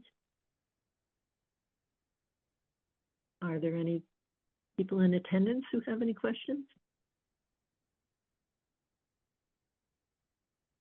Okay, then maybe we could attempt to have a motion to approve the well and septic plans for Lot 2, 0 Washington Street, conditional to receipt of a garbage grinder deed restriction, acceptance by the planning board of the proposed A&R lot lines as the legal lot lines, and that they be appropriately recorded, and that the tank buoyancy calculations be documented on the plans, that signed and stamped copies of the plans are received,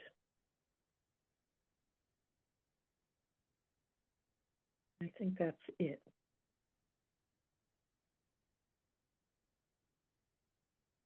Did I miss any?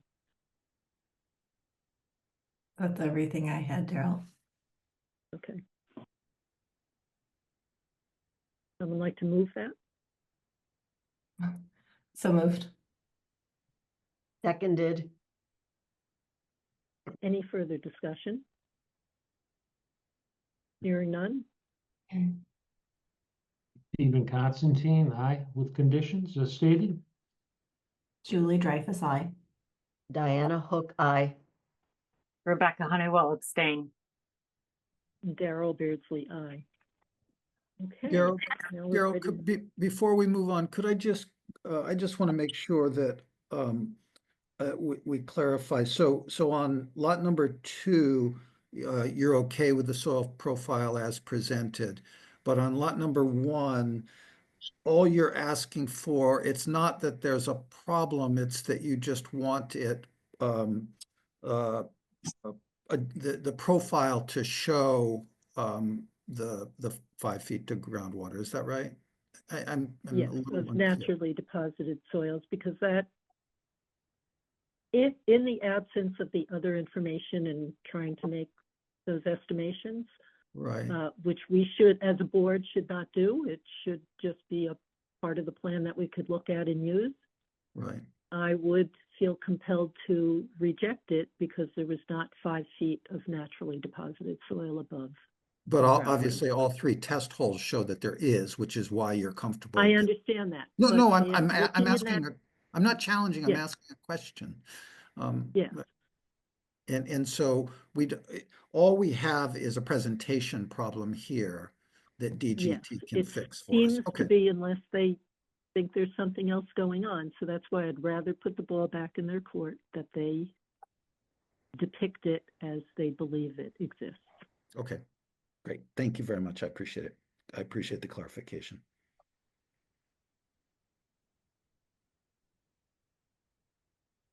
Okay, so Paul, next up is going to be lot 465 Farm Road. Pull that up.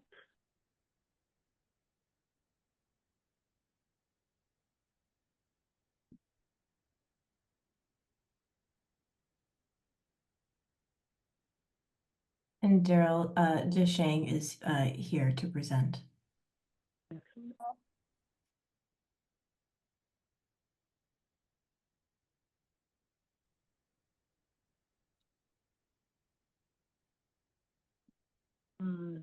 So Deshang, should I go to the plan first? The plan Yeah, why don't update? you go, I assume, Paul, you get a chance, I was have a medical procedure, and last night I get the plan updated and addressed Paul's comments and send it to Jean, and I'm assuming that plan was forwarded to the board and to Paul for a second review. Personally, I think if you could bring up, Dr. Wayne's response to my comments, we can go through First, them. okay. Yeah, that's it there. So, some of his comments, back to me were that some of the things I noted on the deficiency list were on the plan, I just didn't see them. There was nothing really, significant. The only really concern I had was that the plan noted, that the wetlands were delineated over 3 years ago. I've since been told that there was a more recent determination and notice of intent by the Conservation Commission. And so that issue is more moot, and you do have approval from Conservation. Let me see. The rest of the issues he said he's going to add to the plan. Again, there's really nothing of any major concern here that would cause me to not approve the plan. Some minor details. Again, the deficiency checklist is rather thorough. It takes out every highlight out of Title V, and in some cases it conflicts with its own with the Sherborn regs. I think we've resolved that on the first go around. And in this case, the Dr. Wang's comments are fine, and I don't have any problem with them. It's going to comply with all the requirements. And again, a few of the things that I determined to be deficiencies were on other places on the plan, and that's my first time reviewing these plans, which are admirably detailed.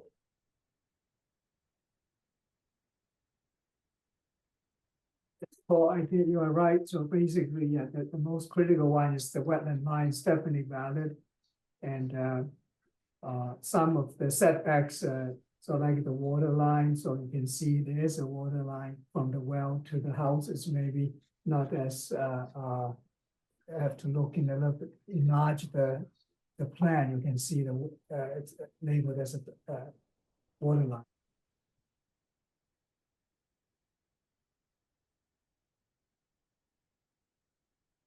So, yeah. So, Dr. Shang's. I can see it, it's very light color, so it Yeah. is there. On the comments on the well, apparently, the board doesn't consider being closer to 20 feet to the driveway a variance if you provide suitable protection. Very, yeah.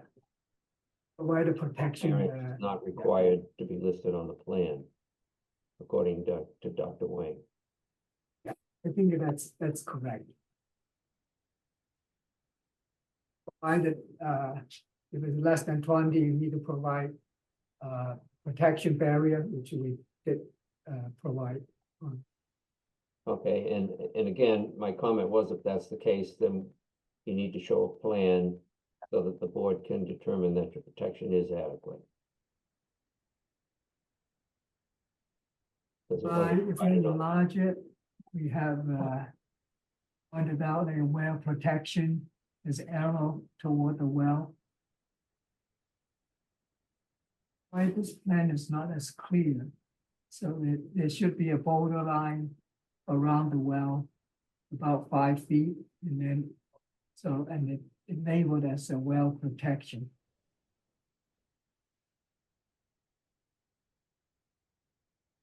I don't see it.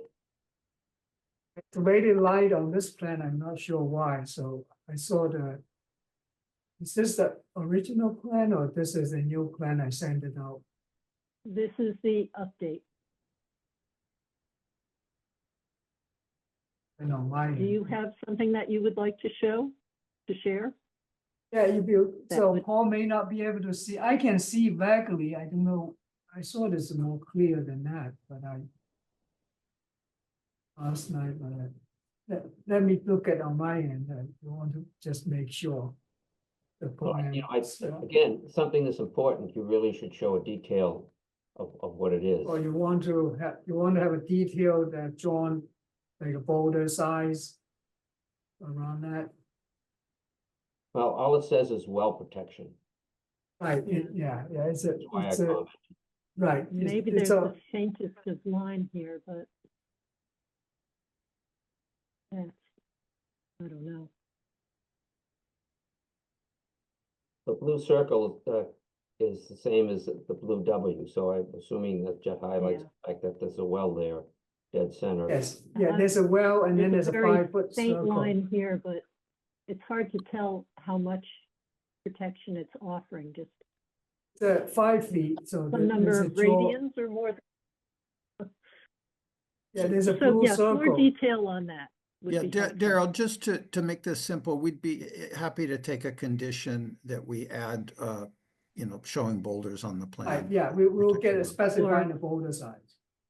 And the Or distance to the Whatever well. protection method you choose, we don't want to specify boulders or walls or posts or Jersey barriers. That's really up to you to demonstrate something protective for the Right. benefit of the future owners. Sure. We'll add that to the final plan before we print it and bring it over. Okay. On my end, I have 3 big boulders, so I showed around the driveway, so on the plan, Daryl, you opened, it's hardly visible. I don't know why. So on my end, it's very clear. We'll just make sure it's visible on the hard copies that we bring to you. Right. The other things I think I added is updated the USGS well information as a final of the well reading. So before was 4.43, and then based on the recent from final approved reference was 4.42. Very, there's no technically no difference in design. So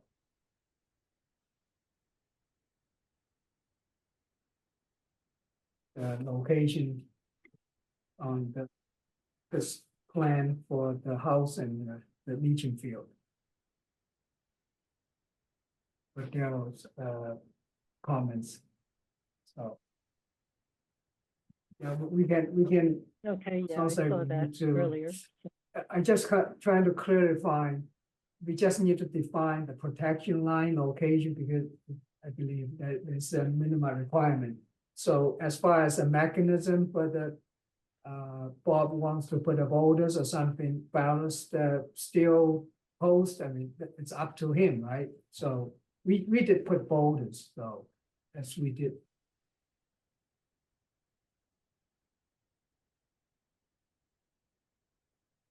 Bill, did I understand right? You don't need us to specify the mechanism specifically for the well protection? No, I'm saying the board is not going to specify it. You need to specify. Okay, What the so yeah, I will talk to particular- Bob, so whatever he wants, I can put it on. So again, what's required here, Shane, is that you show what you intend to be wellhead protection, and the board will decide whether it's adequate. Right, yeah. And Yeah, there was we're very willing to accept a condition that we show the boulders. I believe 3 feet in diameter is typically what's been thought of as protective. But we're absolutely willing to accept a condition that that protection be properly shown on the final plan that's brought We'll in. call out, we'll specifically call out for the size and location. Yeah. And Paul, I recall you had a comment regarding odor control, and what was your recommendation regarding that? Well, again, the deficiency list has an item to check off whether there is odor control or not. There wasn't any, so I checked it off. And I added that to my deficiency list. Title V says that any trench over 50 feet long has to have a vent. There is no requirement in Title V for odor control. Yeah, we had that question raised before, so Paul sort of know that, so this is a lower vent end, so which is intake of the air. So the high vent is on the roof of the plumbing. So therefore the air is sucking into it. There's no odor emission. So we had done with the board for other project that was acceptable. Just to provide a gooseneck. We don't, yeah, that's my taking, and that's what I'm doing with many other projects. No, I don't disagree with Dr. Wang. It was an item on the checklist and I had to check it off. Well, actually, it was under the part of the checklist that referred to a section in Title V. Again, as DeShang just mentioned, that refers to lines over 50 feet long. So typically the board has not required any kind of odor control. However, if in the future there is a nuisance from the system, which has occurred in Sherborn in the past, then at that time it would be addressed. And often that can be a signal about something else that's not functioning properly about the system. Correct, Daryl. I would think it's actually to some degree, maybe it's leave it open is better. If the people smelled something from this end, it's not this older issue, it's probably there's more serious failure in the system. So because you're not supposed to have an odor come in this end, so it means that there's some water is higher, blocking the airflow supposed to go from this end all the way to the plumbing to the roof. And actually indication of failure. And in fact, in gravity systems like this, odor control, which is typically a bag of activated carbon, actually reduces the amount of air that gets to the system and is sucked through the leaching field and up the vent in the house. So it can be counterproductive. The only time it's Agree with that, really yes, worthwhile is on a definitely, pump yeah. system. Okay. So, because on a pump system, there is no flow through the pump chamber interrupts that flow. So when the pump goes on and 40 gallons get pumped out or 880 gallons get pumped out, it moves 180 gallons worth of air out the vent pipe. And that's where you want. That's correct. Yes, I agree 100%. Yeah, because that's the one is like the passive way. There's no, there's active way. They push in the air and then you suck it back and forth. For pumping, for pressure dosing, usually you would put in odor control.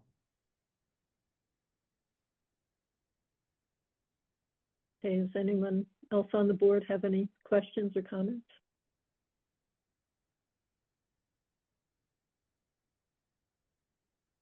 Are there any other people in attendance who have questions or comments?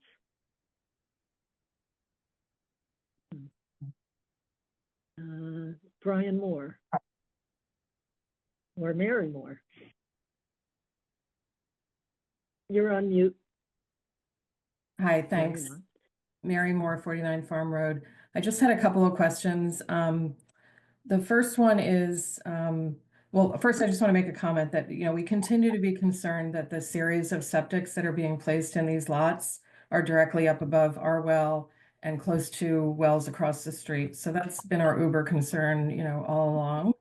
But I just wanted to, one, ask if, and Paul, I appreciate that you're helping out with the town and I appreciate the appointment, but did you disclose that you had worked on this lot before it was purchased by Mr. Murchison?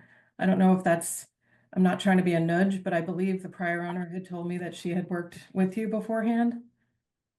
On which lot? On 65 Farm? Not that I recall. 65.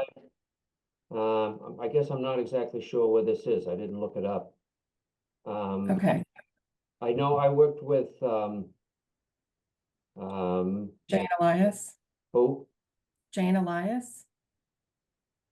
Oh, this is the Jane Elias's farm. Yeah.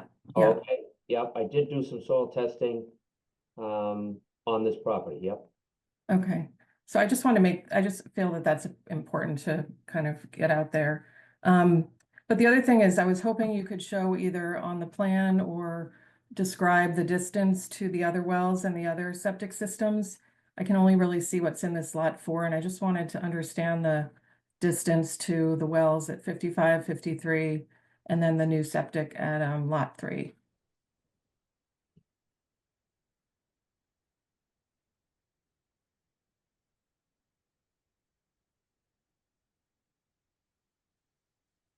Shane, who's do you that, have Mike? any plans that would illustrate that?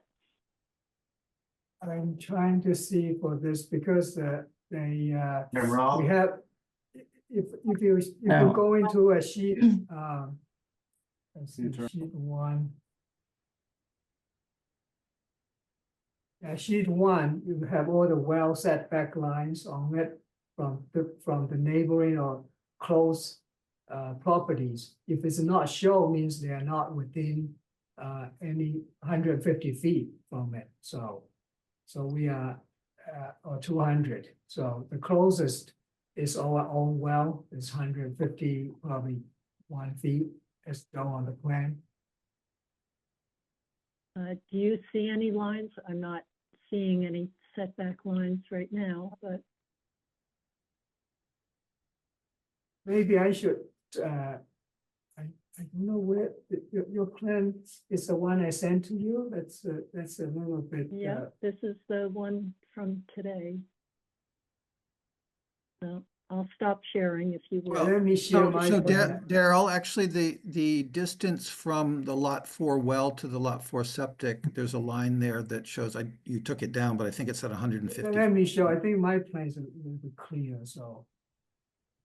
I think the question is more about neighboring wells, not, Right, but what Yeah. Deshang is saying is if it's not below 200 feet, there's no requirement that it be shown. It's obviously a scaled plan, so to the extent anyone wants to know a specific distance to something for a septic to a well that's on the plan, it's a scaled plan and you can show it, but there's no requirement You can see this is the above 200 circle. feet. I'm aware You he like was them? just commenting that he wasn't seeing as much on what I was showing as what he has, so that's, You That's see, why you we see what switched I'm over to showing him. at the circle to the septic setback from the well, which is the closest well is 150.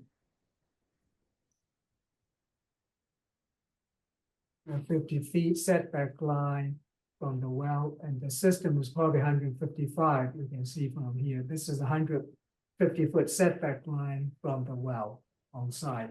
Anything else is over 200 feet. It doesn't. So In a row. So Daryl, or I guess through the chair, we're concerned and we remain concerned that there's a grouping of septics that are south of this house, including the one at 55, the new one at 53, the new one that'll go in at lot 3, and then this one at lot 4. So that's where our concern about nitrates at the property line come from. And so I do think it would be helpful for the board to see the clustering of the septics so that they understand the full impact of this larger development. We're not just talking about this one house here. I understand that, but unfortunately, the way both Title V and our regulations are structured right now, this has not yet triggered any kind of threshold for those kind of evaluations. I'm not saying I disagree with you at all. It is a concern that because of the layout of the overall site and where the suitable soils were, it has led to lot shapes that then enable access to that same kind of isolated pocket of soil. And that's not ideal on the septic system front, that they're being clustered in one area. Okay, so I guess I'll repeat probably for the 15th time, but we believe that there is a water course that goes from the pond down towards the wetlands behind our house. And that will now be shifting all the way through this now 3, almost 4 septic. So, that remains our concern.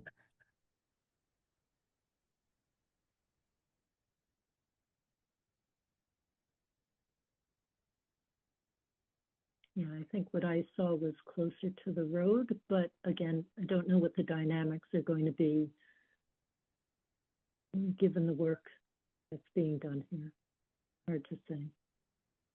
well, if I'm not trying to deny any concern, I think that people should concern, and people what we haven't gone through. This is like in ANR design, but when we presented in the 40B, so I think Moore's well is on the other side of the wetlands, so it's definitely not strictly speaking or downgradient of our system. It's close the contours, and our location is probably almost the lowest to all the neighbors on the south side of Farm Road. So, and 200 feet away. So I think that's a fact. So, and I agree with Daryl. So it's almost like anybody's septic system around the roadway, and they all have a cumulative impact to each other to some degree. But as long as you can meet the nitrogen requirement, so this is all meet the Title V and as well as the local bylaw requirement of acreage and the size of the systems. and setbacks to everything. So Daryl, if I could add one more comment. Yes, go ahead. I mean, I think I appreciate what Deshang is saying about the wells being across the driveway, but all of our wells are in bedrock. And if I'm right, everything goes down into bedrock. And so that's, remains the concern there. And I guess the last question I would have is that if you do end up appealing, or if you do end up approving this, what is the appeal opportunity for an abutter who, is concerned about the impact on their well? In the regulations, it states what the criteria are for an appeal. So I guess I'd refer you to that. I don't remember the section off the top of my head, and especially now that they've been renumbered a bit. But if you need that, I can find that and send it. Thank you.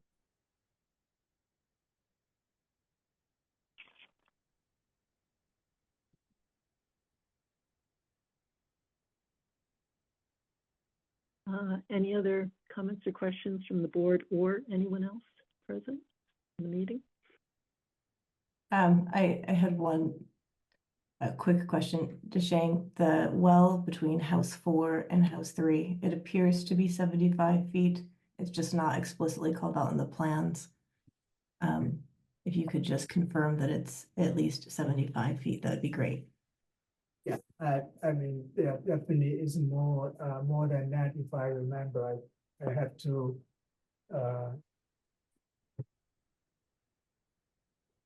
first on the other side, I was thinking that it's 100 feet. Okay. When I was eyeing it, it looks like it was at least the 75, but I just wanted confirmation from you. So yeah, definitely more than that.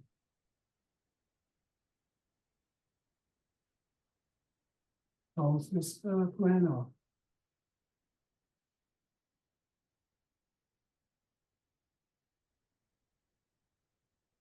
All right. Yeah, for other people. If there are no other comments, would anyone like to make a motion? Or shall I try making a motion and then people can amend it? No, if what's I've missed happening something? with this fire? All right. So, do we have a motion to approve the well and septic plan for Lot 4, 55 Farm Road, conditional to a garbage grinder deed restriction? Further information being provided to define the wellhead protection, that the legal lot lines are accepted by the planning board and appropriately registered, that we obtain a copy of the new order of conditions from the Conservation Commission to confirm their. Daryl, you were provided that on October the 8th. October the 9th, excuse me. Okay, then we will need to review it.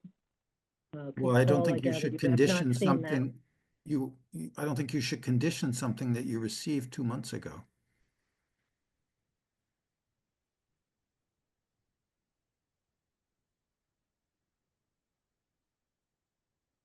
Well, then we couldn't approve it. You've Paul, received. did you have any further information about the order of conditions? Yeah. Daryl, you were emailed it on October the 9th. Jessica confirmed receipt of it on October the 9th. An order of conditions. And that was not distributed to me. Well, that's or not my to job the agent. That's not my job to distribute things to the board. My job is to I give them understand to that. the Board of Health, which I did on October I the 9th. understand that. Julie, I'm or anyone gonna, else on the board? I'm gonna see if I can pull up. Send it to I mean, Jean. I can forward it to you again.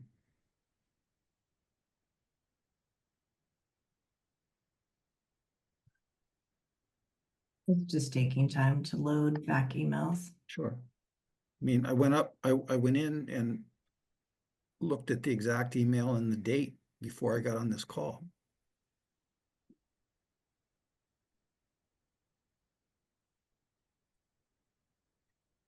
So Paul, did you have a chance to read the order of conditions? Daryl, are you addressing me? Yes. Did you have a chance to read the order of conditions?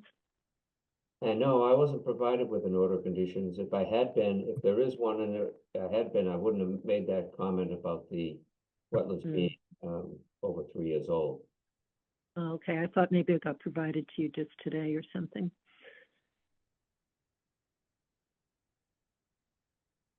The Board of Health gave me everything else, all of the soil test data, the Form 11s, and all the reports, but that there was no order of conditions included. And I had reached out to the Conservation Commission about that and have not heard back from them yet. So. If you look in your email, you received it on October the 9th.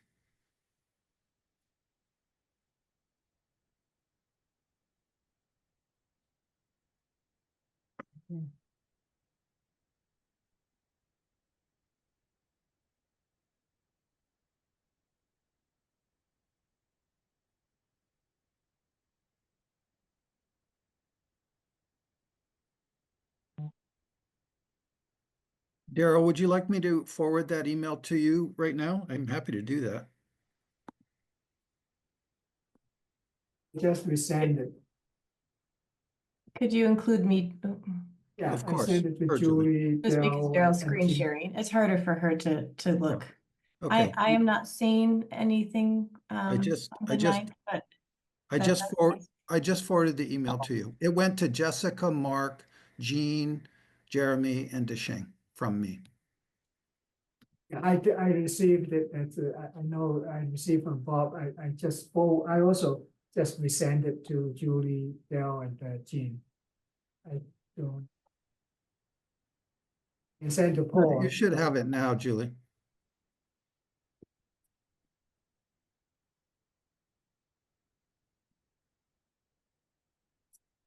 well.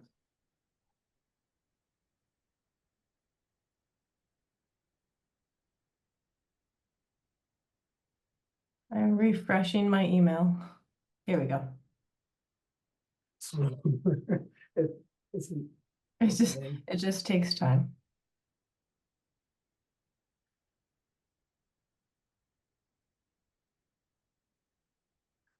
I see it, Daryl. I'm confirming that I see the order of conditions. Great.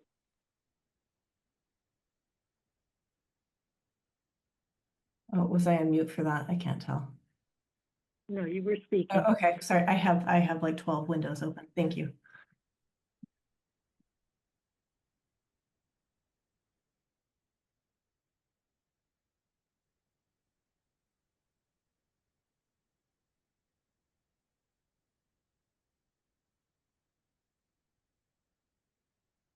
Daryl, I think you had started a motion. Were you calling for a motion? You had asked for conditions for call out on the final plan for the well protection, garbage grinder deed restriction receipt, lot lines accepted by the planning board and registered. And it was those three. Was there another one you were going to add? And then the copy of the order of conditions, but have that, and if you're not seeing anything that is in conflict with having the well and septic system, then that should be okay. And then signed and stamped plans. Oh, yes, signed and stamped. And this will also have the issue, I'm assuming that this house outline is approximate, and therefore there will be finalized plans coming with further details, and thus we will address the depth to groundwater at the foundation. I think, Daryl, the depth to groundwater is shown on this plan. This plan showed the groundwater at the house. Yeah, it does show it. This plan does show it. Right, those were not issues on my review for this plan. Okay. All right, so you confirm that it's at least 2 feet above. And is it acceptable whether it's a slab or a basement?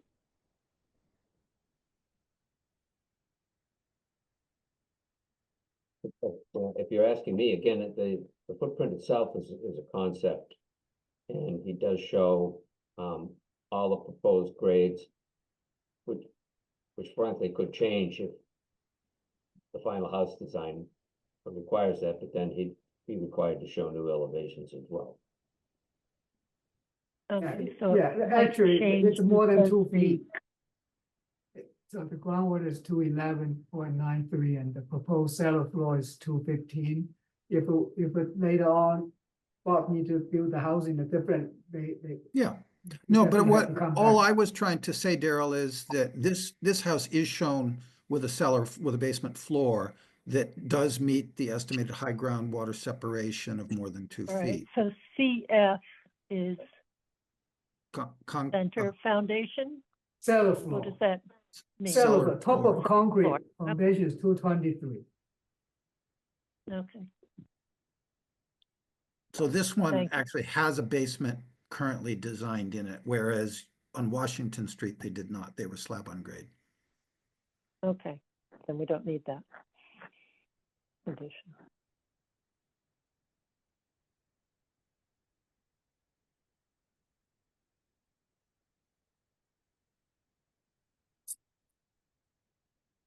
Okay, anything problematic in the order of conditions that you see? Nothing is catching my attention. Okay. Does it say anything like it confirmed the delineations from 3 years prior?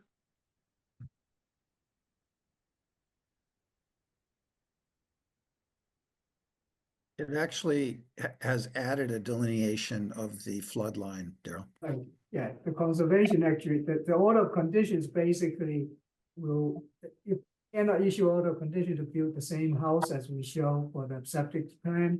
So if they don't have the wetland line valid, so it's basically, which is not actually the jurisdiction of the conservation, is already spoke by their order of conditions issued in October 2024, so which is valid for 3 years.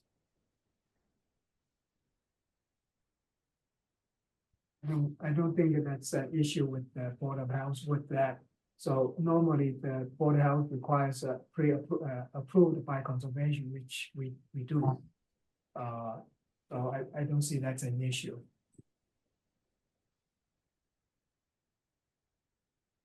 To that, you can see there's also 100 feet line from the iOS app, which is before we don't have that, but this one is added to the plan.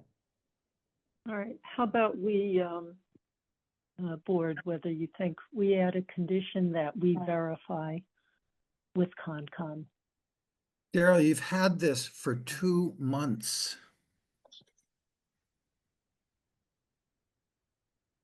Well, It I came would into say that- part of the board and did not make it to the rest of the board, and yes, that is a problem.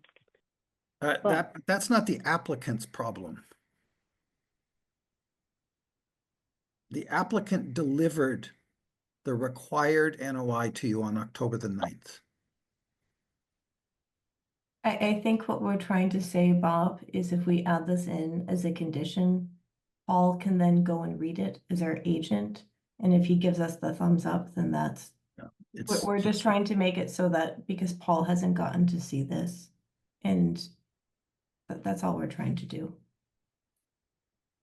But we're trying to move forward with this process. I understand. Thank you. I think it would be really fine, Bob, so just condition Paul to confirm that that's a valid order of conditions, I guess. Of course, it's a valid order of conditions. No, we know it, but I think I agree in one point that what Julie says is Paul didn't get to see that in his review, and even though we confirmed it, so I can accept it, a condition for him to read it and confirm it. So since he's the agent, supplement agent reviewer, so I. But I also think that, you know, this process of conditional approval just adds too many liabilities. I think all the things should be done, should be brought back to the board when everything is done.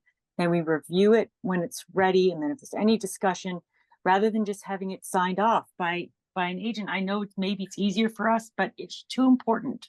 These decisions need to be done in a thoughtful way, and conditional approvals are just too slippery and they just open up liability for the town, for the residents, for the poor homeowners whose wells get contaminated later. And then we find out, oh, oops, something got missed or something was debatable, subjective. You know, I just think it's dangerous, and we need to take the job of representing the importance of the needs of the homeowners and their drinking water and the natural resources seriously. We can't just be rushing things through because it's easier. I really think that. And prior, my first 1.5 terms on the board of health, we never did conditional, well, maybe we did, but most of the time, the applicants were required to do everything in advance. They brought it to the board, we reviewed it, and then we voted on it. But I think that we've been doing conditional approvals recently. They're easier for us and they're more pleasant. But I just think there are too many liabilities. In this particular case, it's complicated. Now we might have discrepancies between the same engineers' evaluations of a site. I think it's just too concerning. And I don't know. I mean, it makes me uncomfortable, but then I'm supposed to vote on it and be responsible, hold the responsibility for it. I don't know. This has the potential to affect many people in Sherborn on this particular road. And then there are going to be other places over on Greenwood. And, you know, it's all over the town. We're putting these lots in that have risks, wetlands. Okay, we're in a drought, but what if 5 years from now we have a wet region and all of a sudden all these areas become wet again? I mean, it's too complicated. And I think we need to I think we need to get the information before the meeting, before the vote. And I mean, I've said this before, it's too complicated. There are too many liabilities for the town and the homeowners and the property owners and the builders, for that matter. Rebecca, we're up against a deadline. We've been given it. Okay, but we have a job to protect public health. I don't care about the deadline. I care about protecting public health. And it stinks if we're up against a deadline. But, you know, there are consequences to leaving things to the last minute. There are consequences to having discrepancies in data. Why is the onus on us to make a rushed decision without accurate information?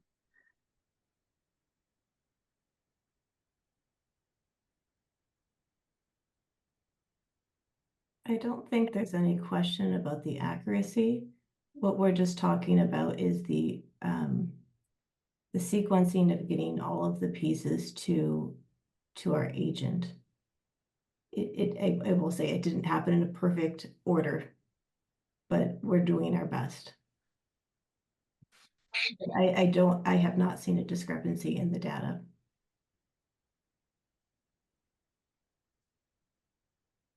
Right, there are parts that have been determined by Paul to be approvable. And then there are some items that he's noted that need to be resolved before things are finalized, such as the garbage grinder deed restriction, and then this order of conditions is something that we're doing our job. We should verify, but not hold things up.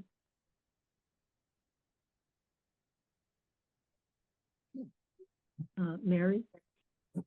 Thanks, Daryl. I just had a question. Is it possible to see all of the plans at the Board of Health office now? Like if I line them up next to each other, are they all available there? Like the 53 septic, the lot 3 septic and lot 4 septic? Yeah, that should be possible. Thanks, because I'm looking at the A&R that was registered, years ago now. And it just really feels like you're gonna have 3 septics in the space of about less than 1 acre. And then the 55 septic is just above it. There is at least one other set of homes in town where the same situation occurred. One lot was divided up into more, but there was only one area that could support it, and so there were rat tails that all extended from the 4 homes to that one spot.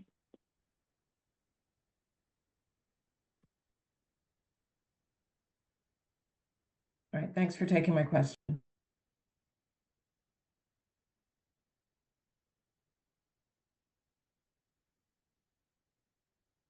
Okay, so Thank you. where were we? We're Are you done considering a crafting your motion. I'm sorry, Daryl, when you're done crafting your motion, let me know. Okay, so I'll go back. I think we got there, basically, and then we got off on the discussion about the order of conditions. All right, so do we have a motion to approve the well and septic plans for Lot 4 at 65 Farm Road, conditional 2, receipt of a garbage grinder deed restriction, a plan defining the wellhead protection, confirmation that the A&R lot lines have been accepted by the planning board and have been appropriately registered, that we verify with the Conservation Commission the issues around their order of conditions, and signed and stamped copies of the plans are received.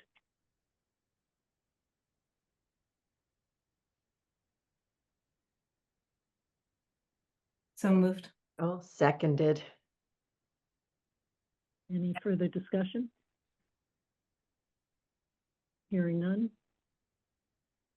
Steve Constantine, aye, with the conditions specified. Julie Dreyfus, aye. Diana Hook, aye. Rebecca Honeywell abstain. And Daryl Beardsley, aye.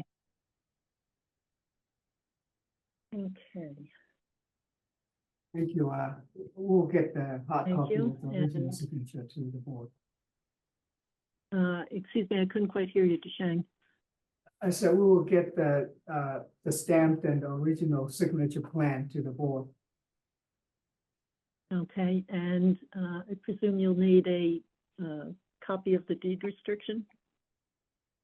Yeah, if you could have Jean mail the form deed restriction to me, I'll get that in place. Thank you.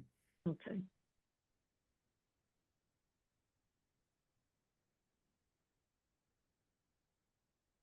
You will forward the order to Paul, so, or you want me to send it to I him?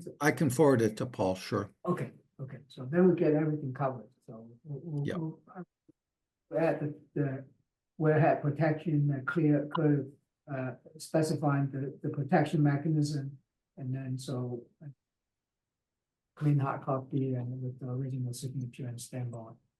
So we need 5 copies of that, or just 2 of the original? Do you want 5 hard copies, Daryl? I was wondering about how many we actually need. 5 has been standard, but that was for prior distribution. Paul, do you have are both of the copies that, well, actually, they're not fully up to date any longer. Exactly, right. Doesn't matter. Doesn't matter about those extra 2 copies. I can update the well protection and send Paul a copy for review. And then if that's good, then we can print out a hard copy for signature and stamp. For the 2 or 5, whatever the board wanted, we can get that to the office. All right, so not more than 5, and let's see if we can streamline that paperwork at all for you. We'll assume 5 unless we hear from you that it's a reduced number. Okay. Great, thank you. Thank you all. Good. All right, thank you. Okay. Hope I will send the plan to you or to Paul, or you forward to Paul. So I will get that one done tonight after this. Yes, if you get it to Jean, she will get it. Jean, okay, everybody, yeah, with the well protection clarified. Great. and then send Thank it out, a copy, then if it's all good, then I print out the original signature, don't want to do twice. Thank All you. right, thank you. All right, And Daryl, does that Um, conclude the business that we have for Paul? Just want to be able to let Yeah. him go to bed if he would like to. go ahead. I think that's all of the business we had for Paul, and so thank you, Paul, for your time and for your help tonight. Yes, thank you, Paul. All right. Let's see. Okay, Mark, terrific. Well, Mark, are there other people here? yes, who are- he's waiting since the beginning of the meeting. We have someone here under my business for 23 Stony Brook, the general contractor, Richard Lind. Mhm. And I was going to present to the board a proposed building application that we have on Okay. our files. At 23 Stony Brook, I don't know if you have the plans available, Daryl. It will I show do. the present existing conditions plus the proposed conditions. And there was an additional plan. It should be there for the basement room. There's a room in the basement that's finished as well. I'll give you a rundown of everything.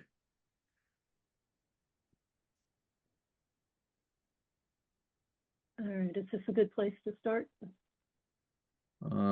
Where's that, Daryl? Existing? Daryl, there's nothing being shared. Oh, I'm not sharing, sorry. Oh, I was gonna say, I can't see anything yet, but, That would be a big improvement to actually see. well, while you're doing that, Daryl, I can give a rundown quickly. We have on file a disposal construction permit from 1969 for a 4-bedroom septic system. We have a passing Title V inspection report from November 19th, 2022. And I did the overview of it and the plans. Yes, here we go. The existing floor plans are as presented. The change you'll see is going to be to the living room and above the living room. There's going to be an addition of space added to the bedroom. But that's the first floor at present. The sunroom I requested if it was conditioned, and they have said it's not conditioned. So the sunroom I did not include as a room, but I did count the dining room, the family room, the kitchen, the living room, and now the basement room that we discovered through discussions and so forth. So there's 5 there. And then upstairs is 4 bedrooms. And there should be, if it's not there, the applicant or Richard did provide a copy of the basement floor plan. It may be one of the last plans The because it's separate file, yeah. there. It is at the basement. There you go. There's the basement at the bottom, to the bottom right. Yeah, you had the arrow right there. And you'll see there's mechanical room, a storage room that's unconditioned. I'm not for sure though if it's finished. I was gonna find out. Sorry, Richard. Do you know the status of that storage room? If it's finished walls, finished ceilings? My client is on here as well, Oh, Mark. They okay. probably have that Sorry, I answer didn't better than I recognize that. do. If your client can help us as well, that would be, It'll just be a make sure you Sean go if through the chair they're on first. here. It is finished. I'm sorry, I couldn't hear that. It's finished. So that room is finished, the storage room that's unconditioned? Yeah, it has like flooring. Yeah. Flooring, how about ceiling? And if you don't mind me asking, Daryl, ceilings please and do. walls, are they finished? The walls are finished. What do you mean by this? In that storage room, yeah. And are there finished ceilings? No, not in the storage room. No. So it's just the walls are finished and the floor is finished there? Yes. Yeah. And then the finished basement, I presume, is finished wall, ceilings, and so forth, as well as the floor? Yes. And heated, I'm sure it's heated in some way? Yes. Okay, thank you. So and then the mechanical unconditioned room, that is are there finished walls or ceilings or floors? No, Okay, thank you.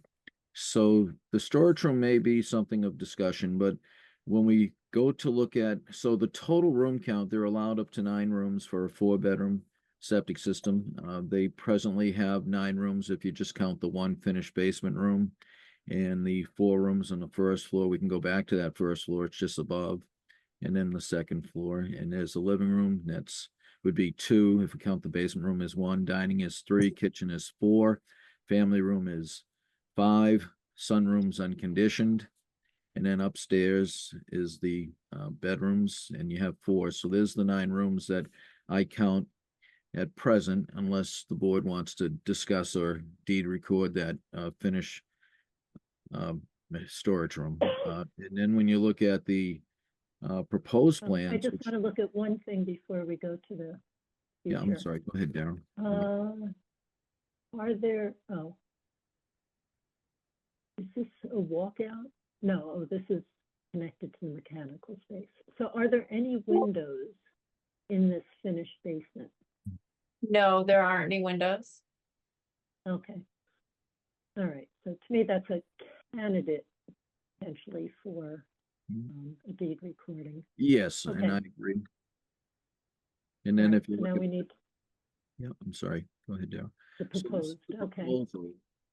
So they're gonna add on to the living room with an 8-foot door space, and this is why I'm bringing it to the board. I didn't know how you would look at that and if that would be considered another room. If it is, then you'd have basically 1, 2, 3, 4, 5 rooms on the first floor, 4 on the second, and 1 in the basement that's finished. That would bring us up to 10 if that is counted as 2 rooms. Now, on the second floor, I didn't see any issues because we allow the primary bedroom is going to be wide open to it, the new addition above. And so unless the board sees any concerns, I thought that was a reasonable approach to extend the primary bedroom. They're adding more bathrooms and so forth, making more availability to the space on the second floor, and still have 4 bedrooms, is the way I see it. That's right, Mark. That first floor is, it's not, it's a cased opening, if you will. It's just a large finished opening with no privacy, no doors on it. No, we have seen others where we have is there going to be an elevation change? I mean, are you going to have to step down to the new area for the? No, floors are flush on both levels. Okay, they're flush. So that was my question for the board, is how do we want to look at the living room? And we still have the basement we can work with too, if the board wants to talk about the storage room as well as the room that's already finished. I mean, right now, I look at it as, you know, a second living room or a den or, you know, something along those lines. Because there are lots of houses where we see those kinds of divisions, you know, with an opening between 2, but some semblance of walls and separation. My first read on it is that it's a separate room.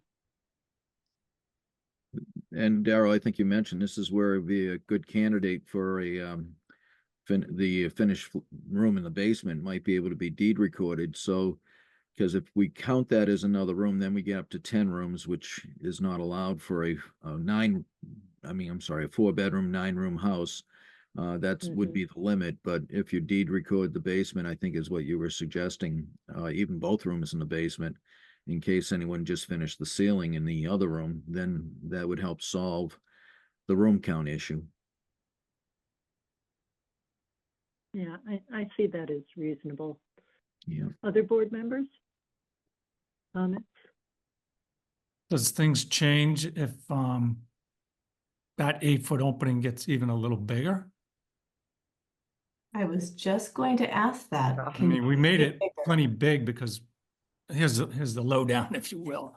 That living room is kind of an area for Sean and Libby's kids. It's kind of like a playroom, and they're trying to sit in there with all the toys, and this new space is going to allow them to not sit on the toys, but sit in this new living room and kind of see the kids play. So if it makes it a difference going a foot bigger not go into the deed restriction, we're probably okay with that. Just trying to get some general ideas of what we can do to avoid the deed restriction in your eyes.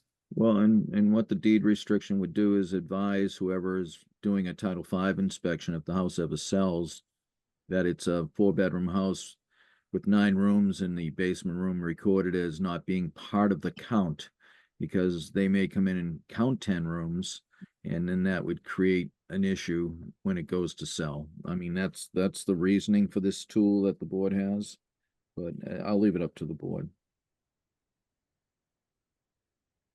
Is there a structural reason that it couldn't be wide open between the two? Because otherwise it implies that it's meant to be kind of 2 separate spaces with lines of sight, but somewhat separate. It's not structural, it's just kind of defining the space, if you will, the spaces between each other.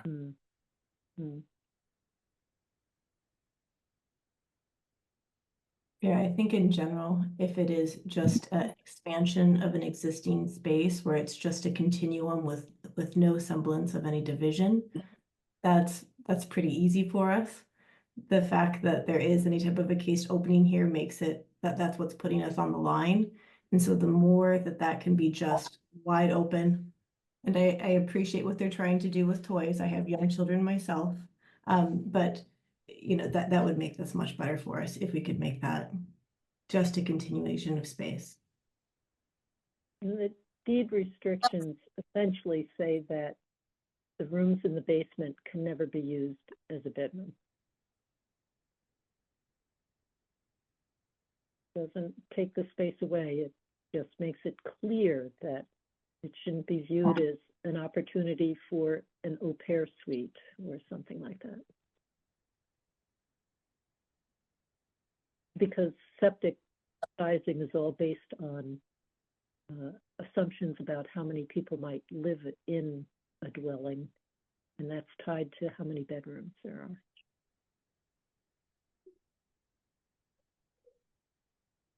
All right, so you're saying we would deed restrict it with the 8-foot opening? Well, no, you could, frankly, at that point, if we're counting that new living room as a separate room, you could put a door there.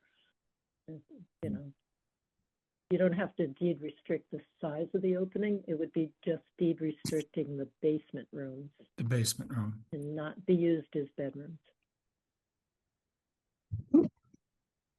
And it could include, I presume, the other partially finished basement room that would just need a ceiling, so that it could include both rooms. So that way, if they want to ever finish the ceiling down there, they can, if they deed record both rooms now, they could do that if that was ever a wish of your client.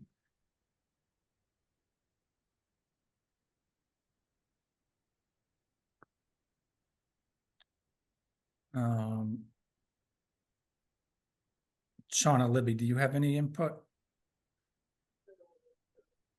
I guess we don't really understand the impact of this. I mean, yeah, I guess we're just confused. I mean, we're happy to not have any walls at all for the room. I mean, it really, at the end of the day, we wanted to expand the primary bedroom upstairs, and the only way to do that is to put something under it. So, yeah, I guess I agree too. If we could get rid of that 8-foot opening and avoid a deed restriction, that would be preferable to us.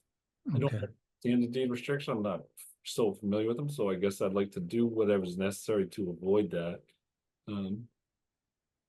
If that makes sense. Yeah. So if I open that wall, could we do that? Yeah. We can remove that 8-foot opening and open that wall, so it's similar to what we're doing upstairs. It's a continuation of their I'm trying to make more living room for anybody, but I guess that would avoid this deed restriction. yeah, whatever's the easiest. I think the reason that I think it's just important that we clarify for you that the reason we're having this conversation is that we're bound by state and regulations and the determination of septic capacity is based on the number of bedrooms. So unless you want to, this could trip you over that threshold, which would require an increased septic capacity. So if you wanted to increase the septic capacity, you can put as many walls as you want. The problem is we have to advise you on how to stay within the codes and be able to do what you want without increasing the incredible cost of increasing your septic capacity.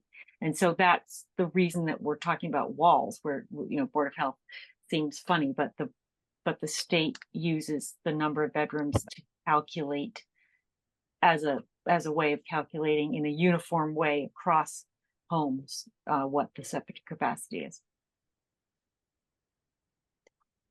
No, understood. I understood that. You're So welcome we'll remove to- those walls, Mhm. that wall rather. Revise the plan for you. Yeah, and Richard, what I was gonna say too is you're welcome to share some previous deed restrictions we've done. We do them on a regular basis to let both owners know what they look like.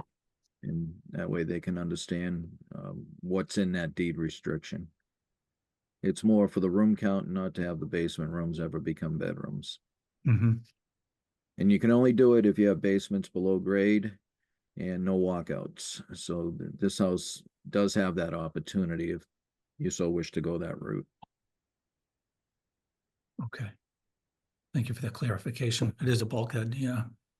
Yeah, so that's an opportunity. If we revise that plan, Mark, without that wall, is that something that you would approve relatively quickly? The board has noted that that's one of the options. So if that is done, and as long as that other room in the basement is not finished completely, like ceiling, electricity, heat, then that would keep you at the room count of 9, which is allowed for a 4-bedroom septic system.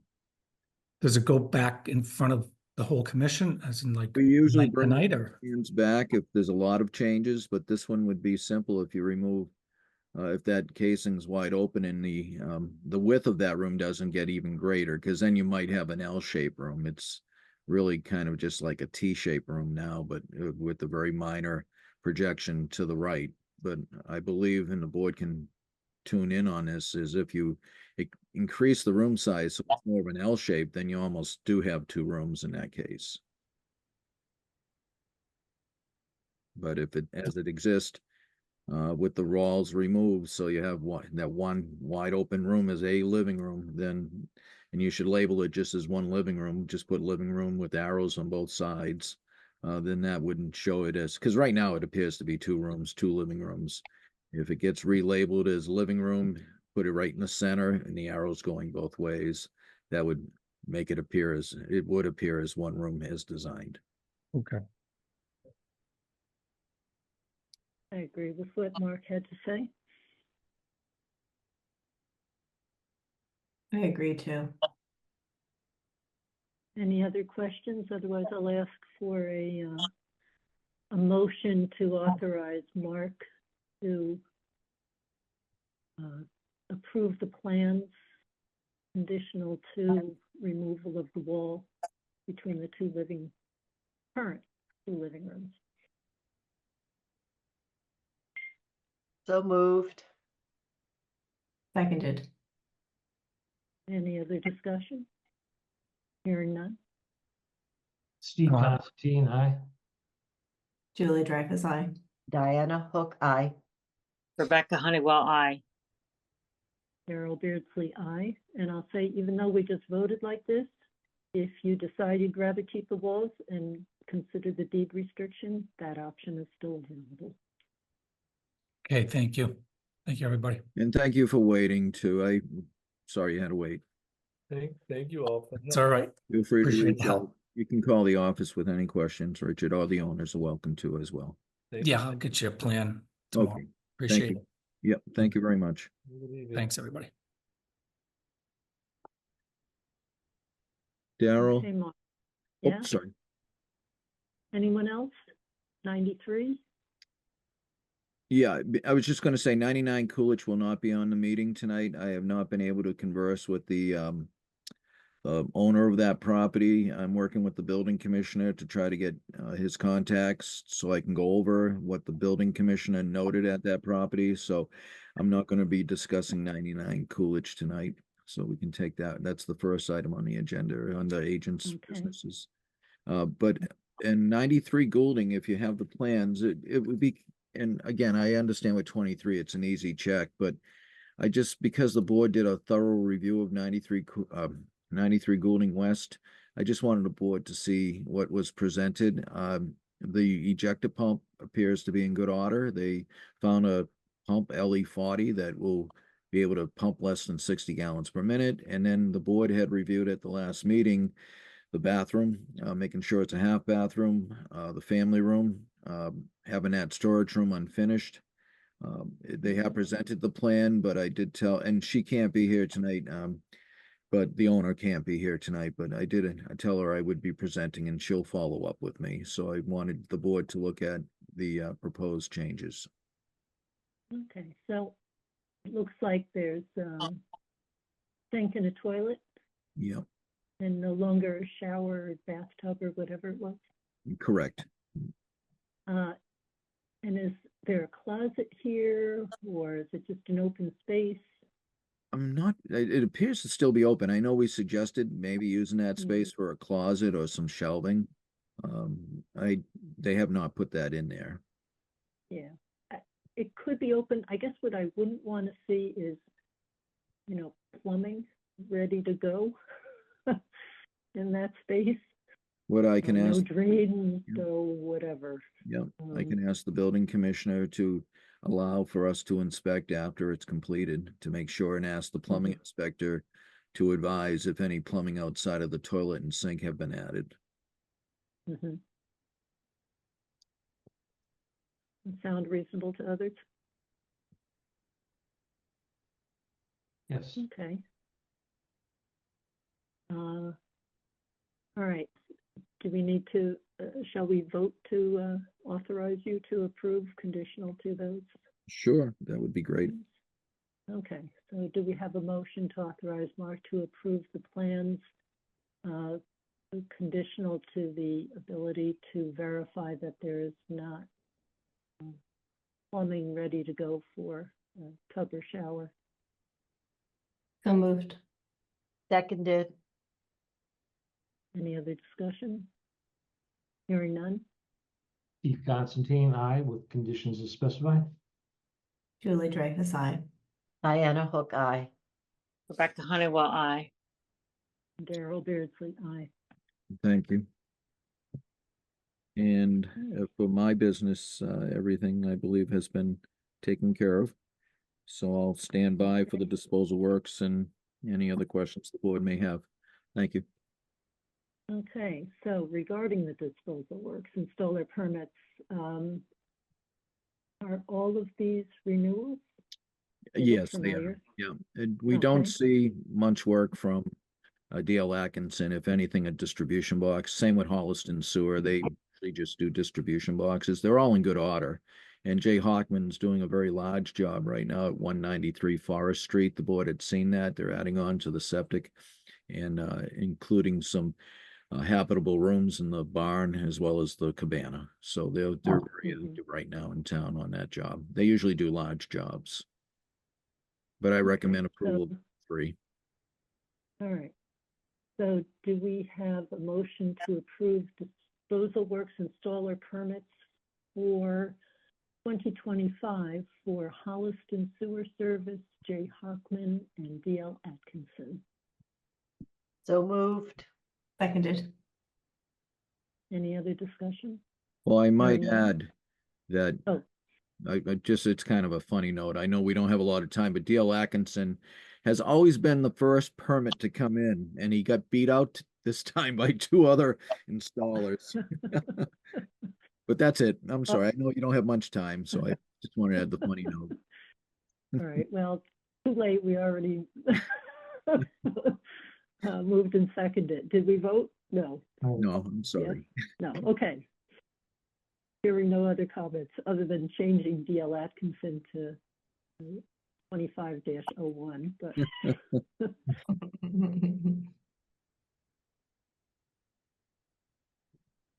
ahead. Okay, Steve. Steve, you could, Yeah, Steve Constantine, aye. Julie Dreyfus, aye. Diana Hook, aye. Rebecca Honeywell, aye. Carol Beardsley, aye. And I did get a chance to check with Tom, and he is recommending approval for, as much as the Board of Health is not keen on approving tobacco and nicotine delivery permits for health reasons, but it falls under our jurisdiction. So do we have a motion to approve said permit for Sherborn Fuel? So moved. Seconded. Any other discussion? Hearing none? Steve Constantine, aye. Julie Dreyfus, aye, with the caveat that smoking is bad for you. Diana Hook, aye. I concur. Rebecca Honeywell, aye. And Daryl Beardsley, aye. There is a food establishment permit renewal for Al Fresh Company or Co. Do we have a motion to approve this permit? So moved. Seconded. Any other discussion? Hearing none? Steve Constantine, aye. Julie Dreyfus, aye. Diana Hook, aye. Rebecca Honeywell, aye. Daryl Beardsley, aye. And then there are 2 farm events that took place in between meetings, and the permits came in after our last meeting. So they were approved by the food inspector, and we're going to ratify them, hopefully. So do we have a motion to ratify the temporary food permits for Not Your Mama's Cafe and for Belmont Vegetarian Restaurant, who both had their events at Unity Farm on November 24th? Oh, so moved. Seconded. Any other discussion? Hearing none? Steve Constantine, aye. Julie Dreyfus, aye. Diana Hook, aye. Rebecca Honeywell, aye. Daryl Beardsley, aye. Okay, draft Board of Health schedule, meeting dates. Thank you, Diana, for pulling this together. Yes, it was nice to just be able to look the whole year. I had a couple of questions. I saw, Go ahead. Diana, maybe, I don't know if there might be a logic to it. In April and June, so we usually meet on the first and third Wednesdays of the month. And in April and June, it was the second Wednesdays of the month, but both of those are months where we usually have one meeting. Was just checking in to see if there was a thought on that. And then the same thing in September and October. The dates that were listed were the second, I guess, fourth Wednesdays instead of the first and third for September and October. I was wondering if there was, and I also don't know if there is another, I don't think there's another regulatory board that meets on Wednesdays. ZBA tends to bounce around, but No, I think I was just spacing things. We missed January. The 1st is on a Wednesday. And so I Yeah. didn't think that was a good idea to start off. January makes complete sense. We need to avoid the holiday. It was just. So, things could be moved to the 1st and 3rd. It was just spacing it with the other meeting. I like from the way you previous did month. it. Can I just check, because I forgot this was opening in Word and I'm not sure. Are you able to see it? Yes. Yes. Okay, wonderful. So I liked the first, the 2nd and 4th for January, since we have one in February, because the 3rd week is usually school vacation week. And it is school vacation week is February 17 to 21st. Okay, right. So that would be, yes. So that would have been the 19th would have been the date. So March looks good. April, the 3rd week is usually town meeting week. Yes, well, That's and the other week April for Jan- vacation's the 21st to the 25th. So Yeah. Okay, Versus, I guess, the question would be for April is, would we have it on April 2nd instead of April 9th? Because then our previous meeting will be March 19th. I don't know how much it will throw people off too. Like inherently, I'm not opposed to second and fourth weeks. I just don't know if it throws, engineers off or if it will possibly conflict with other boards. I just don't know that answer. Yeah, I was just groundwater trying to space protection. it a bit, but yeah. Yeah, groundwater protection has picked the in-between Wednesdays usually. Mm. So, I mean, we can conflict sometimes, but I think January, given February's short, time period, I think having January covered with 2 is a good idea. We could do, if we did the 2nd, that would mean we could fit in 2 meetings in April, right? What was the town meeting week that you Well, said, Diana? the school vacations, Yeah, 4/21 to the 25th. okay. So if we did the 2nd, Yeah, in theory, you could do, also do the 16th. I guess yes, but we don't have to schedule that. It could be if needed. Yeah. That's do the that. one downside to if we did the 9th. The 9th does space it out nicely, but if we did the 9th and we're up I have against to say, deadline. yeah. Hopefully we don't have lots of long meetings like tonight, but otherwise the idea of not having a long meeting is rather appealing to me. So then we could make it the 2nd and the 16th. Yeah. What do we don't traditionally do 2 meetings in April. Oh, yeah, correct. I know it is kind of funny that I'd be willing to roll that around a little bit more to see what we think. I'm not opposed to the 9th, as long as there is not a clear conflict, I'm not opposed to it and having that as the one meeting. Yeah. Okay. Because then in June, the only reason we really missed this past June is because of Juneteenth. Yes, which is in a Thursday next year. Yeah. Yep. So June we could do, it would be the 4th And the 18th. and the 18th. Yeah. Yeah. And then July and August. So leading into having 3 months in a row with one is probably very unrealistic. Yeah. But having one in July and one in August would be nice.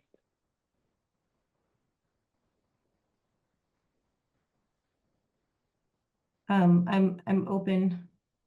Oh, I find this is painful to say it, but I'm open to 2 meetings in June on the 4th and the 18th. I say that out of due diligence, not because I truly want that. Yeah.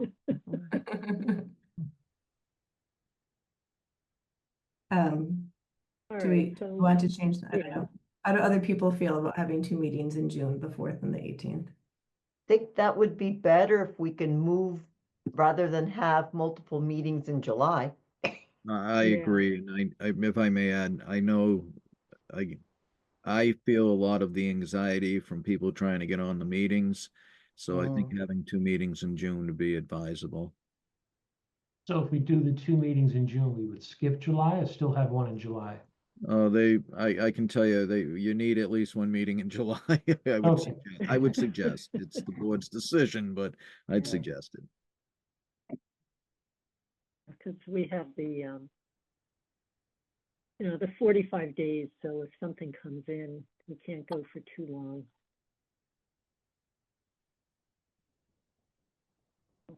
And then in September, it's listed as the 2nd and 4th, the 10th and the 24th.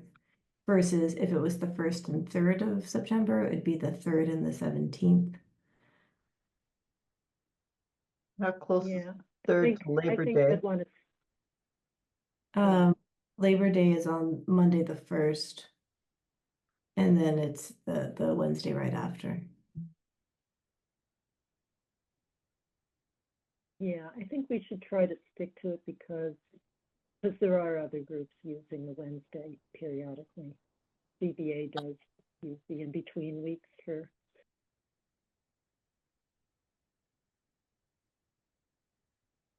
So changing September to the 3rd and the 17th instead of the 10th and the 24th. Yeah. Would you want to change October as well, just so we're still on that first Yeah. and third Wednesday? And then that would be the continuation, just for the rhythm, is October would be the 1st and the 15th instead of the 8th and the 22nd.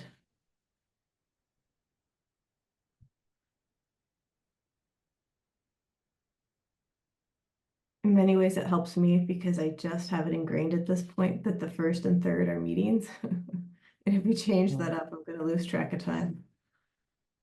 Although if there's ever something that comes up that the board feels it needs to change, we could try, although I will caution that, right? There are so many meetings on so many different nights that does get a little tricky. Less so with Zoom. It used to be a real problem when we had to be in physical rooms for meetings, and it was quite the scramble.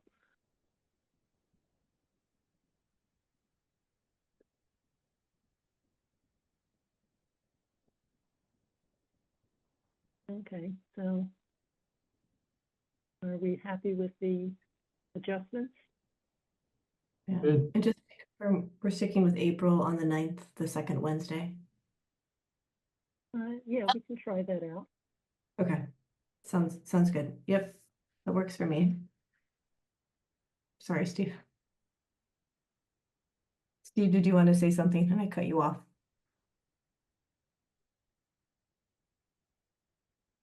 I'm good. Yeah. Okay. All right. Back to the agenda. Daryl, should I get the amended dates to Jean? Or Mark, how do you guys internally process these?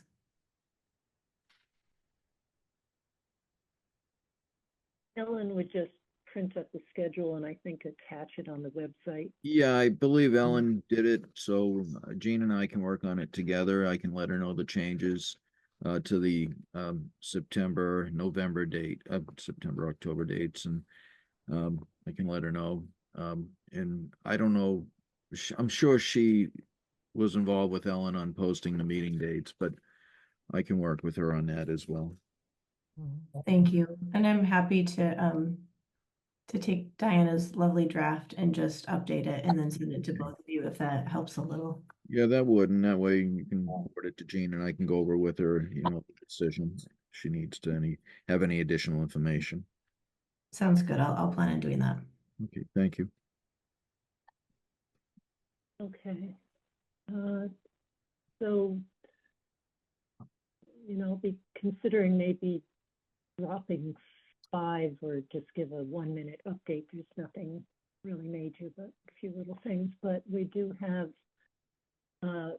talking about the health administrator job posting and getting that moving. And then the hiring process and getting ready for that. So, pull up something. Julie, I don't know if you want to kick off while I'm just getting the documents open that we can refer to.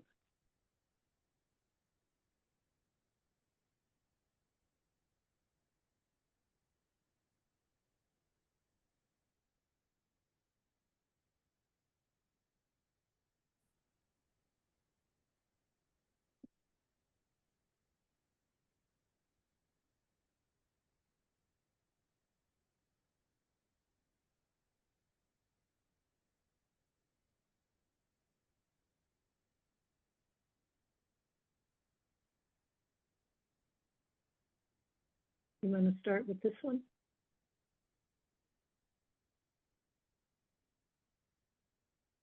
We don't see a shared screen, Daryl. Oh, really? I can see it. Oh, you can? Yep.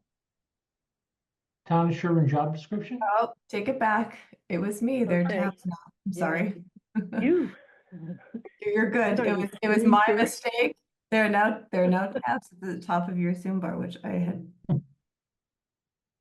I guess the question is, do we want to have like an overview discussion now, given that it's 10:20? And then dive into, things again next meeting? Or also discuss the item on the agenda of members who might work on it more intensively? Why don't we just do the job description today and then post it? It's going to take a few weeks to select somebody anyway. What are we waiting for? There has to It's be. not so easy. It has to also be, I think we have to give it to the TA. Sorry, I don't have the policy in front of me. I can't recall, does it have to go to the personnel board too? I'm sorry, I don't have that in front of me.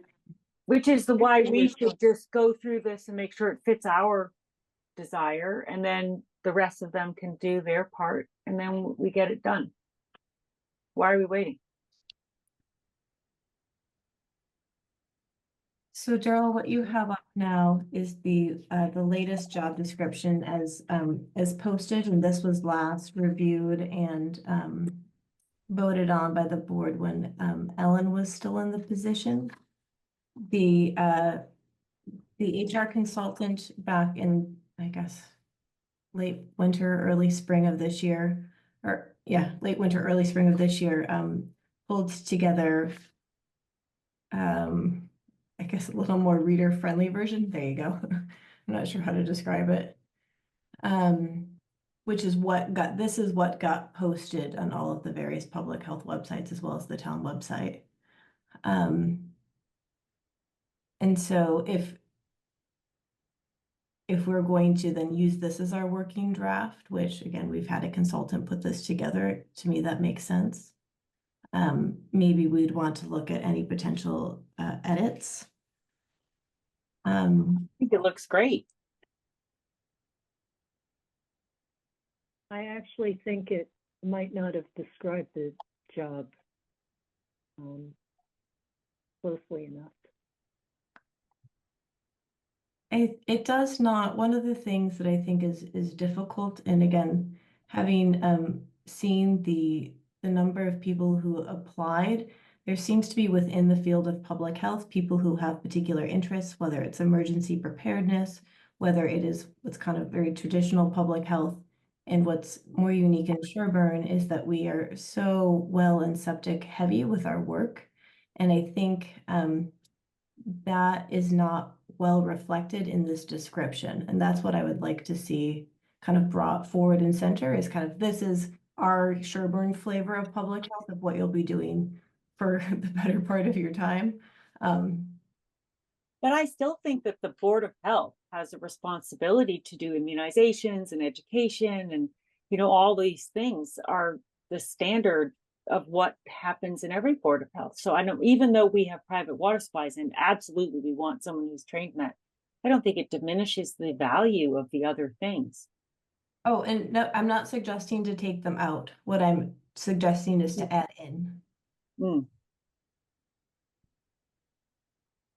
Also, couldn't we do that in the application process, like when we have applicants, make sure that they are comfortable with that? Oh, But I but think, yeah, I was gonna say, you don't want to attract someone who's not interested at all in septic tanks and yeah, and for someone who, if that is their interest, we want to make sure that we have this stand out as such, right? Yeah. Well, I mean, the reason that I'm concerned is that our person resigned in October and it's December. So I think we really need to get this going because it's hard to function, and it puts an unusual burden on our part-time administrator and also members of the board who are, spending their time and helping out, and it's great, but I think it would be really good for the town to get moving. And I think it looks great, and maybe you just add a sentence, we could write it right now. Just add it. We could comment on the private well water and the increased importance of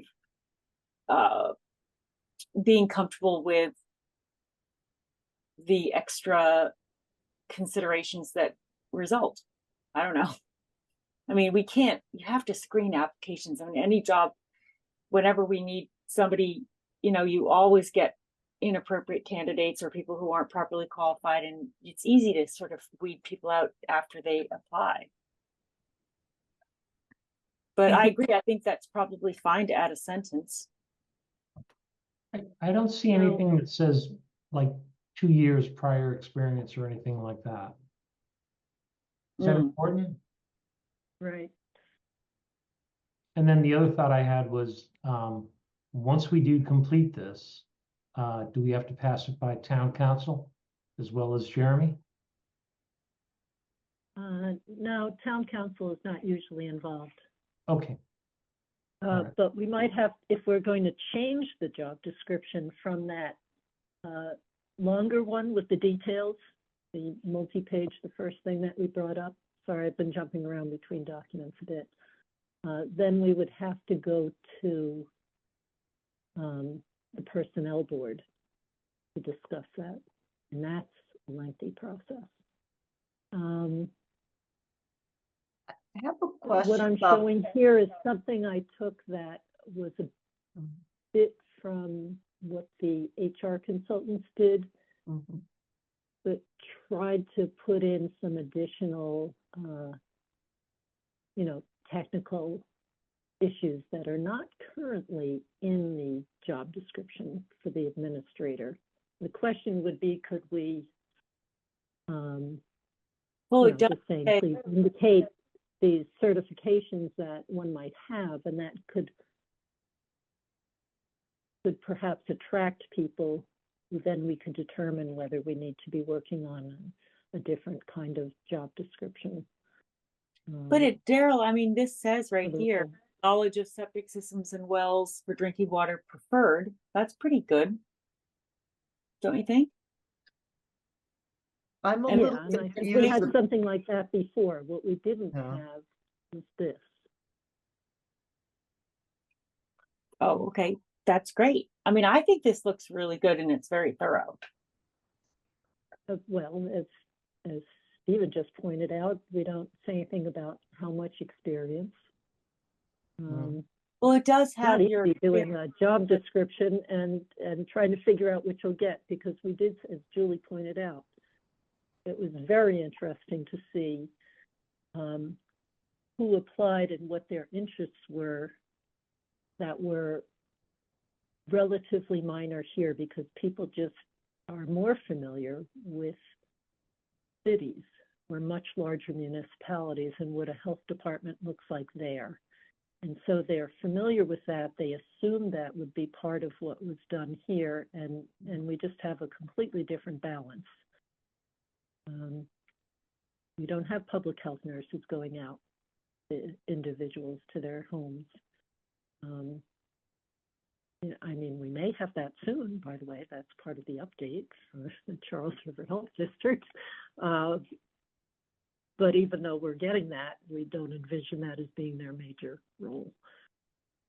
I just think that we should get moving and get something done in the next week so that it's done before the end of the year. It's a long time to not have an agent, and considering the fact that it's going to take a few weeks to complete the process, I think it would be a good idea to just get it going, get it advertised. Well, there's also some interest from neighboring towns in either kind of coordinating more and sharing staff more, so we have redundancy, say, on health agents between towns. And apparently Medfield just lost their health agent, and so they'll be looking. So there's another kind of overlap of services, health agent, health director, what have you. Is there some sharing that could be done? And we haven't had enough time to investigate that yet. Yeah, that all just came up in the last like day or two. But I mean, I love those opportunities. I think one of the things, and I completely agree with you, Rebecca, we need to get on this fast, and this is a strain on our existing staff.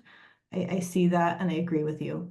But the more we can have some resiliency within the department so that we do have like, you know, one of the things that's become apparent to me is that we have more, on average, we have at least or more than 20 hours of work for an agent. And we need to be able to have a way to manage that. And so if we can have someone who could potentially step in, either that's through an IMA with another town, potentially with somebody who is an administrator, I mean, that might be a lot to ask. I think that would be really a wise choice because it's putting us in a bind. Yeah, but I don't think any of that has to do with this application form. I mean, that's important and we should absolutely consider all those things. But I just think we should get an application advertised and then we discuss the process so we make sure we cover all those bases and hopefully help things work better, taking advantage of experience. So Daryl, this paragraph that you have, this position requires a bachelor's degree, and then knowledge of septic and wells is preferred. Please indicate pertinent certifications held, which I think is nice in case someone happens to have that and that is their bent. Willingness to obtain any outstanding or maybe interest, because I'm not sure that we're saying willingness suggests that it will be asked of you. And I'm not sure that's where we're at. But I do think that if someone is particularly interested in developing their skill set in that direction, that is a growth opportunity we could offer them. Probably just end the sentence and just say, because you're asking to show those, and then when people don't have them at their interview, you could say, and you know, I noticed you don't have X, would you be willing to do that? Or I don't know, we could discuss it before they're hired.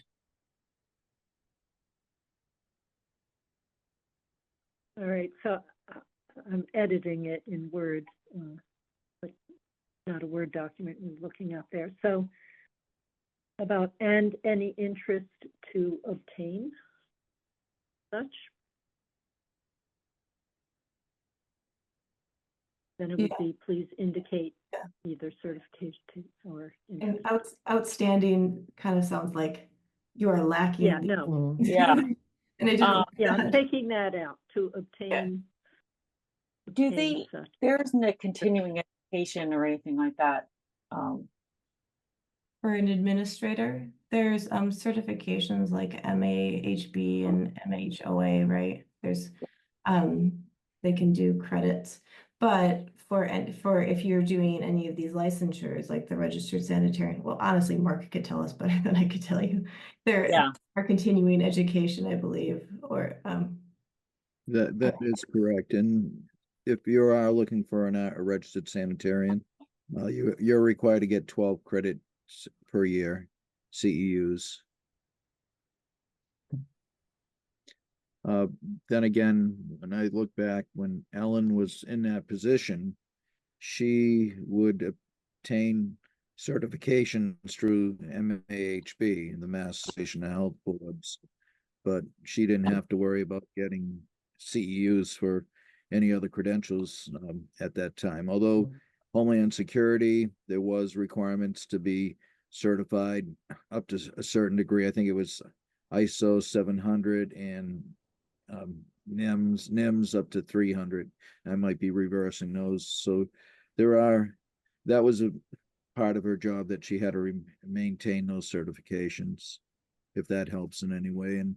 And that's probably important for whoever the administrator might be. And for Daryl, for like Maven, there's a training process for that, right? And for Right. Region 4AB, do we have that kind of thing called out? Because that's there's a full reporting mechanism for that, right? That is correct. If I can help answer that. Yeah, please help us, Mark. Well, We're when I was over retired in- public. When I was in Ashland, I was the director there, and I had to have everything, including the Maven training and so forth. And Maven's requires quite a bit of training, and which rightfully so. So Maven's a very important factor as well for the administrator, because you're basically dealing with the nurse and communicable disease reporting. I'll never forget COVID. If it wasn't for Maven, we wouldn't have survived. So that training is very specific to the person in Sherborn. It would be the administrator. So I would suggest that be highlighted to some degree, that they have that more. Having a bachelor's or a master's is nice, but that I think is more pertinent to my position as the agent. I think you'll find that people that may have that are looking to be a health agent, not an administrator. So that may lead them to the wrong impression that there's involvement with minutes and administrative work, which is a good part of, not 100% of the job, but another major part of the job. And as I say, Homeland Security, and we're bringing back MRC and LEPC and Local Emergency Planning Committee, Medical Reserve Corps. Those were a major part of I'll say the administrator's job.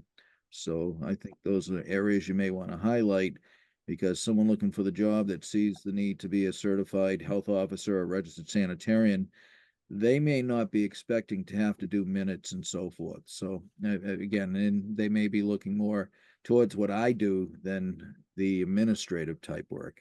Just my thought. I think it's good to have the education, though. I'm not saying it's not. I'm just saying for this position, if you're looking for an administrator, it's not as important as making sure your health agent has those credentials. Oh, definitely.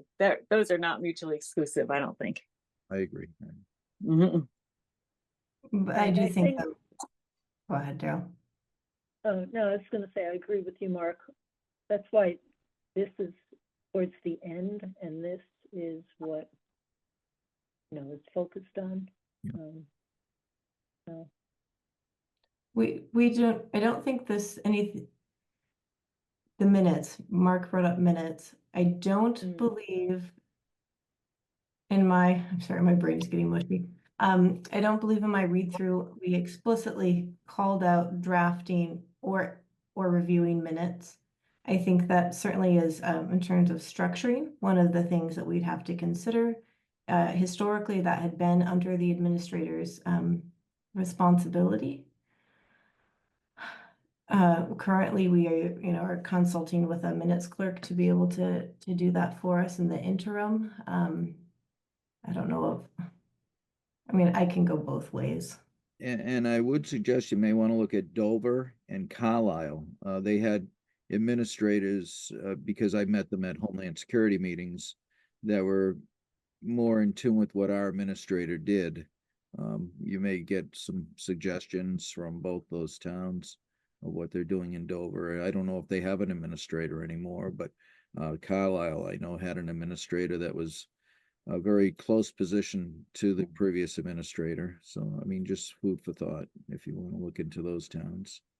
We did pull Carlisle's job description the last time we were updating this, just to make sure we didn't miss anything that they had, because right, Carlisle is very similar to Sherborn in general. Well and septic and size of town and all the rest. So yeah, minutes is specified in the longer job description, which no matter what we post, whatever version, it will be. That's what the full job description link would be, is what's currently approved by the personnel department, board rather.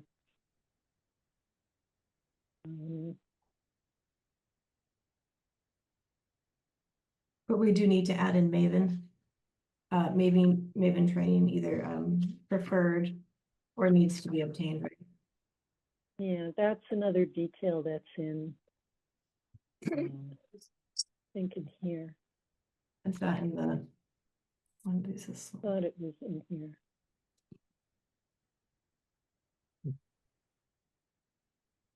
Yeah, and the NIMS is in there too. It mentions NIMS and ISO. And those are critical. I don't know if they're as strict on it, but if you were involved with Homeland Security and funding from Homeland Security, you had to have your ISO and NIMS training. And Maven is very important, as I say. I don't see how we could survive without it, you know, and every town, usually the administrator. I know Norfolk, when I worked part-time there, their administrator was trained in all that as well. That's another town you may want to look at. They still have an administrator, I believe, there as well, and agents. Maven might not have been specified. I'm not seeing it, I'm partly looking because sometimes the program names change. So, you know, here it's described as kind of what has to be done, tracking things with DPH. There's also color, which is a recording of Yes. vaccines and other information, insurance information. That's new.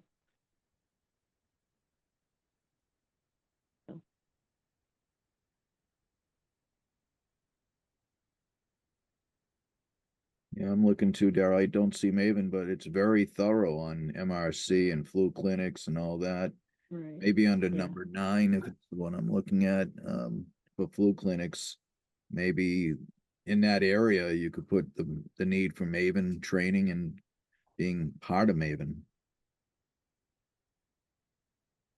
Like I say, it was critical during COVID. Yeah.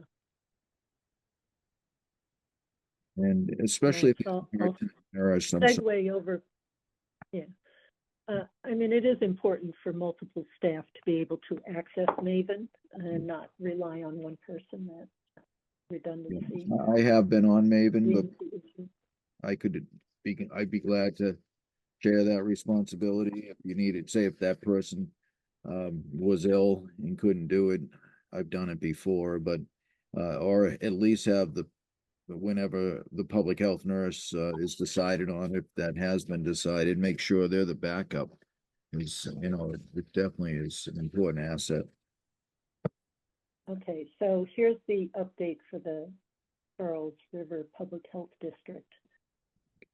Although the Sherborn portion of this public health nurse will be coming out of the shared services, but Dover had already budgeted for a part-time public health nurse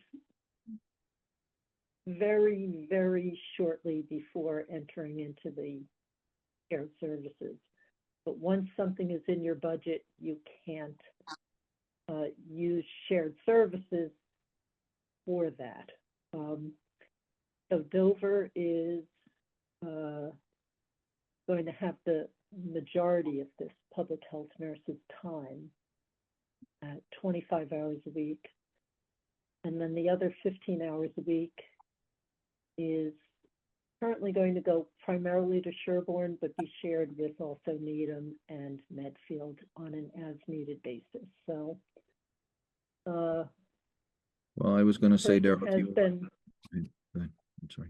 Oh, the person has been identified and an offer has been made, and I think the paperwork is being worked on, and anticipated start date is early January or mid-January.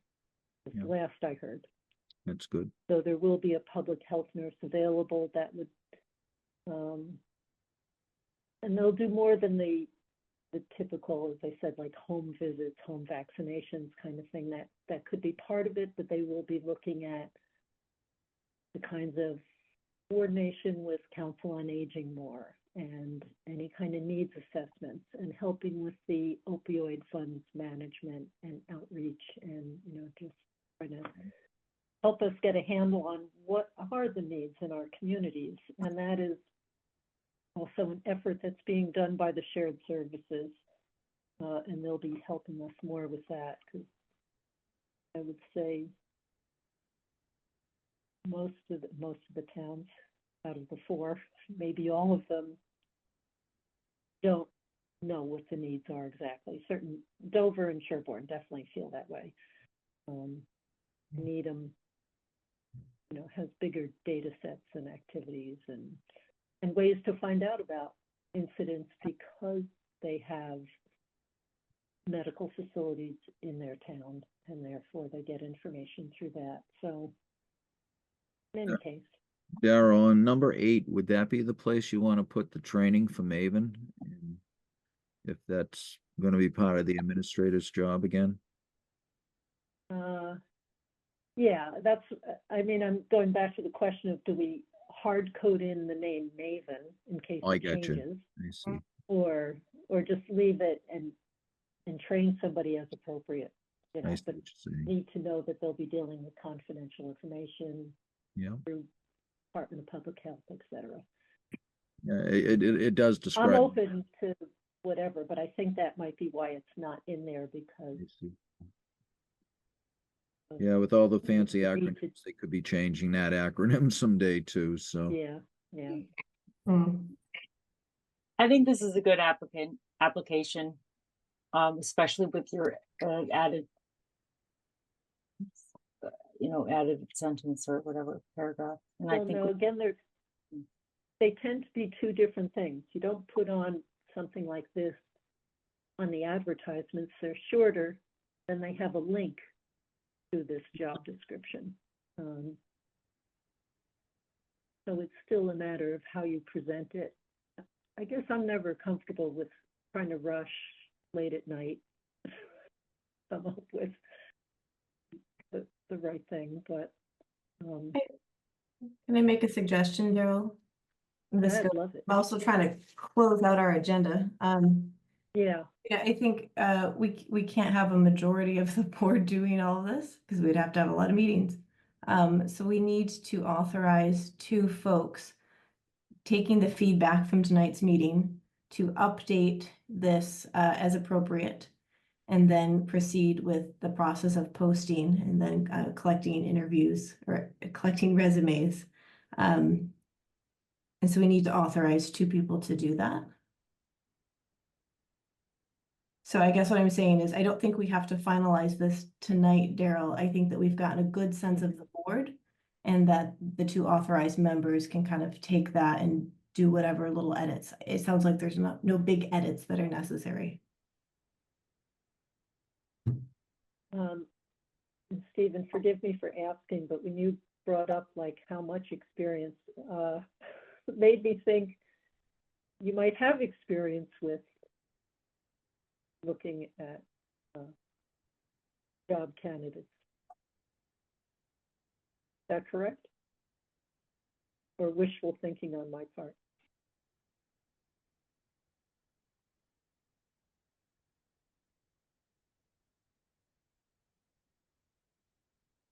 I don't know if Stephen can hear.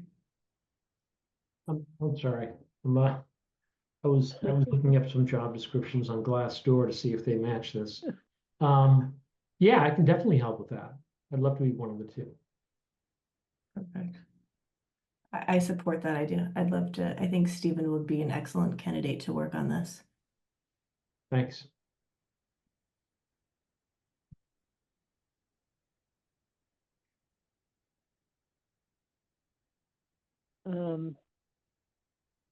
If I can, Darrell, I was just gonna say too is Jean and I are available too to help out with any questions that may come up through this process. Since we've been around the administrator's position for many years. So feel free to tap into either one of us. We've already discussed the fact that we'd be willing to help whoever's going to be coordinating the renewal of this job description. So we're available if you so wish. Okay, that sounds good. And I'm going to see if I can caveat this really carefully. I mean, unless someone else is dying to do it, I am willing, just because I've been around so long at this point to help out, but I'd love a fresh set of eyes on it. I'm And- totally happy to help, but I know that sometimes I'd love to be involved. I'd be happy to help. Well, it can only be 2 people for this kind of intensive side thing, other than Mark and Jean, because they're not board members. So you'd have to commit. It wouldn't be like just to help, it would be commit. Okay.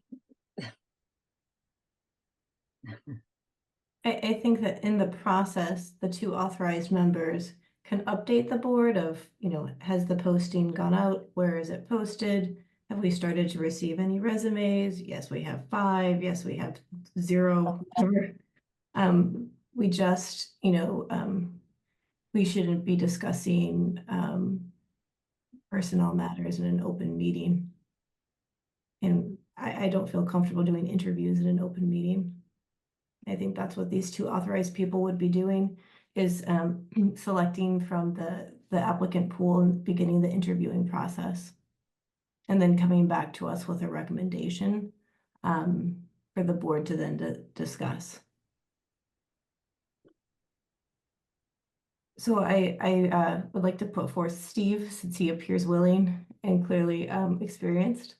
And then, Daryl, I know you've done this a few times. I would also be happy to be the person. I know you probably don't want me to do it, but I'm happy and I would be willing to do it. I'm interested.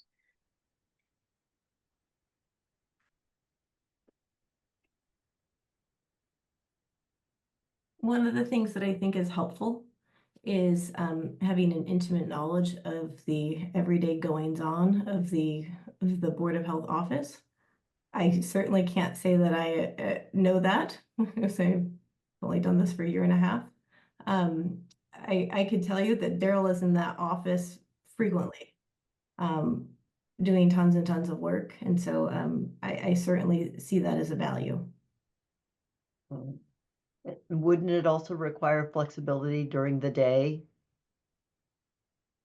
I would assume so, or at least for when it comes to the interviewing process, especially if somebody's working at a current job, or try to offer them multiple interview times, right? One that might be during their workday or it might be outside of their workday. Yeah, I think that's a good point, Diana. Well, I'm thinking that's where I don't have flexibility. Yeah.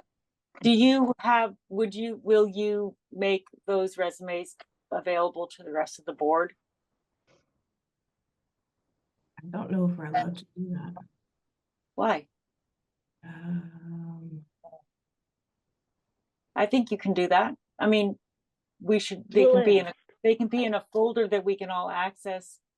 Oh, for you wanted to do a rating system, right? Or like a feedback. Yeah, I mean, I just thought it'd be valuable. I think it would, if it was going to the 2 authorized members and was not being shared or discussed in any way, right? It was a posted folder. There was a way to email Steve and whoever, as long as there was no discussion, amongst more that. Yeah, we have to ask about that. Yeah, I think that's a little dangerous. I think we want to make sure, I mean, I like the idea. I think we just have to make sure we're not violating open meeting law. Yeah, maybe there's a way to just assign people numbers and sanitize the things and be able to have a discussion without revealing people's identities. Because anytime we start exchanging thoughts or opinions on things, that's open meeting law violation. Yeah. If we're not in a public meeting. And yet it's such a delicate thing for people who are in another job right now and are looking for jobs to then have people discussing stuff in an open meeting. Just deters people from being interested, frankly.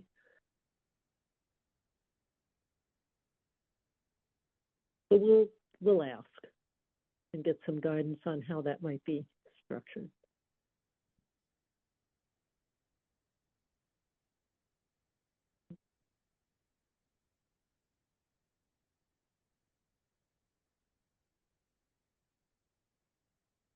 All right, it's going on 11, so I'm gonna make a motion and we'll see if it gets a second. I move to authorize Steve Constantine and Daryl Beardsley to edit and post the job description for the health administrator, and continue with the collection of resumes and interviews to bring back a recommended candidate to our board.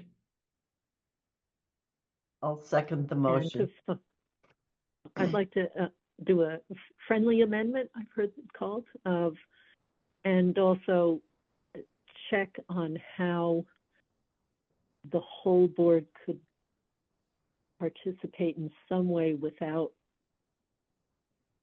jeopardizing our ability to attract candidates by virtue of too open a process for them. Friendly amendment accepted. Okay. So moved. Or seconded, huh? Where are we? I made the motion. So, okay, I'll You moved second it. Anyone second?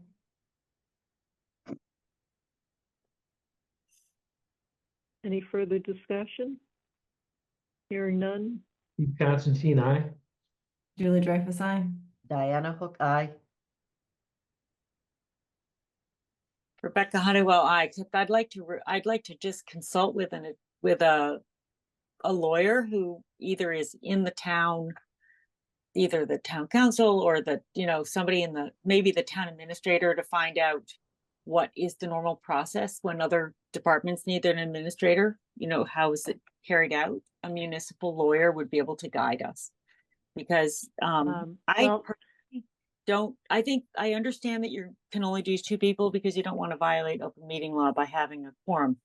But I also think that it's valuable. I'm a physician, I'm an MD, I have a lot of experience in public health. I know we don't always agree on issues, but I think that I would be very interested I have a vested interest in seeing the applications of the people who are applying to be our administrators. And so I think it'd be really interesting and valuable for us to get that input. And so obviously I'm going to support this motion because it's how you would like to do it and you're our chair. But I do think that it would be valuable to hear from a municipal lawyer how these things are done, or at least our town administrator, how does Sherborn do this? Well, that's exactly what we did before. That's what other departments, boards, committees have done, is had, I forget what the screening committee is essentially what they talked about. No, I think it's a great idea to delegate the work. So, I'm not questioning that at all. I'm just saying that I think it's weird that all members of the board might not have access to the applicants. I don't think that violates. That was the amendment to the motion, was to find out if there's some other mechanism for doing it. Great. It hasn't been presented to us thus far. We followed what was presented to us. So we'll great. find out. We'll dig a little deeper. All right. The only other, I'll just quickly, Charles River Public Health District update. Mark and Jean and I went through and answered some survey questions about generic things about the town as part of some of the information collection that the state is trying to do overall to get a sense of where towns are with their needs. Are there any gaps in performance? That sort of thing. What level of activity is in the town? What's it skewed towards? That kind of stuff. All right. I think that's all of those issues. Meeting minutes. just today I sent out, I did some meeting minutes, thinking they would take next to no time at all. I was wrong on that, but I tried to just do the ones that were joint meetings, to take care of those. There were 4 of them. They've been around for a while. So if you get a chance to look at that by the next meeting, maybe we can approve it. I'll be checking back with our minutes clerk to see how things are going. And then there were 2 sets of minutes that were, sorry, where are my notes on that? Oh, here we go. I think it was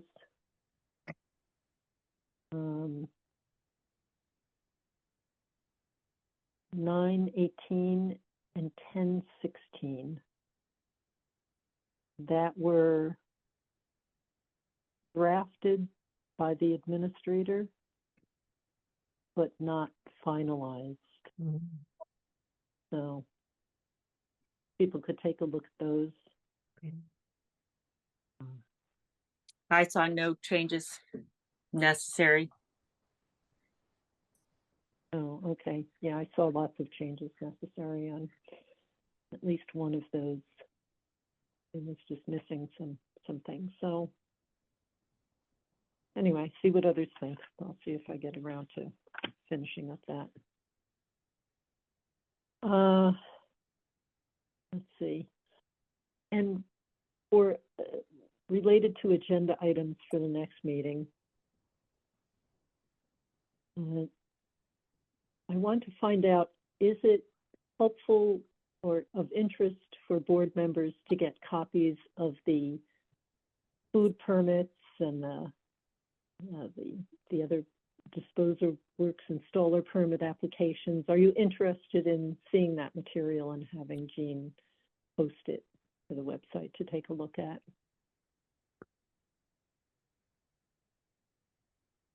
I find that just takes a quick review. I mean, yeah. Okay, I just wanted to make, I didn't want to overload everyone, but if it's of interest, or you can look at it if you'd like to look at it or not. The other thing I've found interesting is reading the inspection reports for facilities in town, just to see how they're doing. Hopefully it won't be as exciting as it had been in the past. But, Yeah. it's still nice to know kind of where things stand, I think. So if that's okay, then she'll continue to include it with the materials for the meetings. I agree with Diana. It's nice to be able to review it and have that information. But if it is a huge administrative burden to Jean, given that she's doing many extra things, it's perfectly fine to take a break for now. But I think in general, I like being able to review that. Like Diana said, it's pretty quick. Yeah, okay.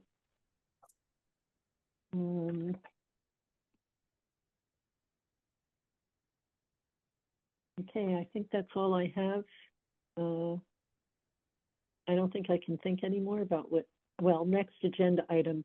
Let's assume we're going to have something about the health administrator position.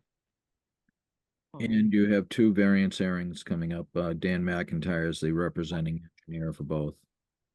Oh, Do you okay. think that we could authorize the subgroup to finalize that application and get it posted in the next week before the next meeting? I trust them to do a good job. It's almost done. Okay, do we have a motion? Do you want to just make that motion? Sure. I move that the subgroup involved with the application process finalize it and post it in the next week, if possible. Oh, I'll second that. Okay, any You guys further have time discussion? this week? Is that realistic? Week or 2. Well, before the next meeting. Before that's the next 2 meeting. Before the next meeting, so you've got 2 weeks. Okay. Yeah. Okay, second the motion. Any other discussion? Hearing none? Steve Constantine, aye. Julie Dreyfus, aye. Diana Hook, aye. Rebecca Honeywell, aye. Darrell Beardsley, aye. Okay, do we have a motion to adjourn? So moved. Seconded. All in favor? Do we all want to say it at once? Aye. Aye. Aye. Aye. Aye. Good night, everybody. Everybody. Oh, yes, All right. good night.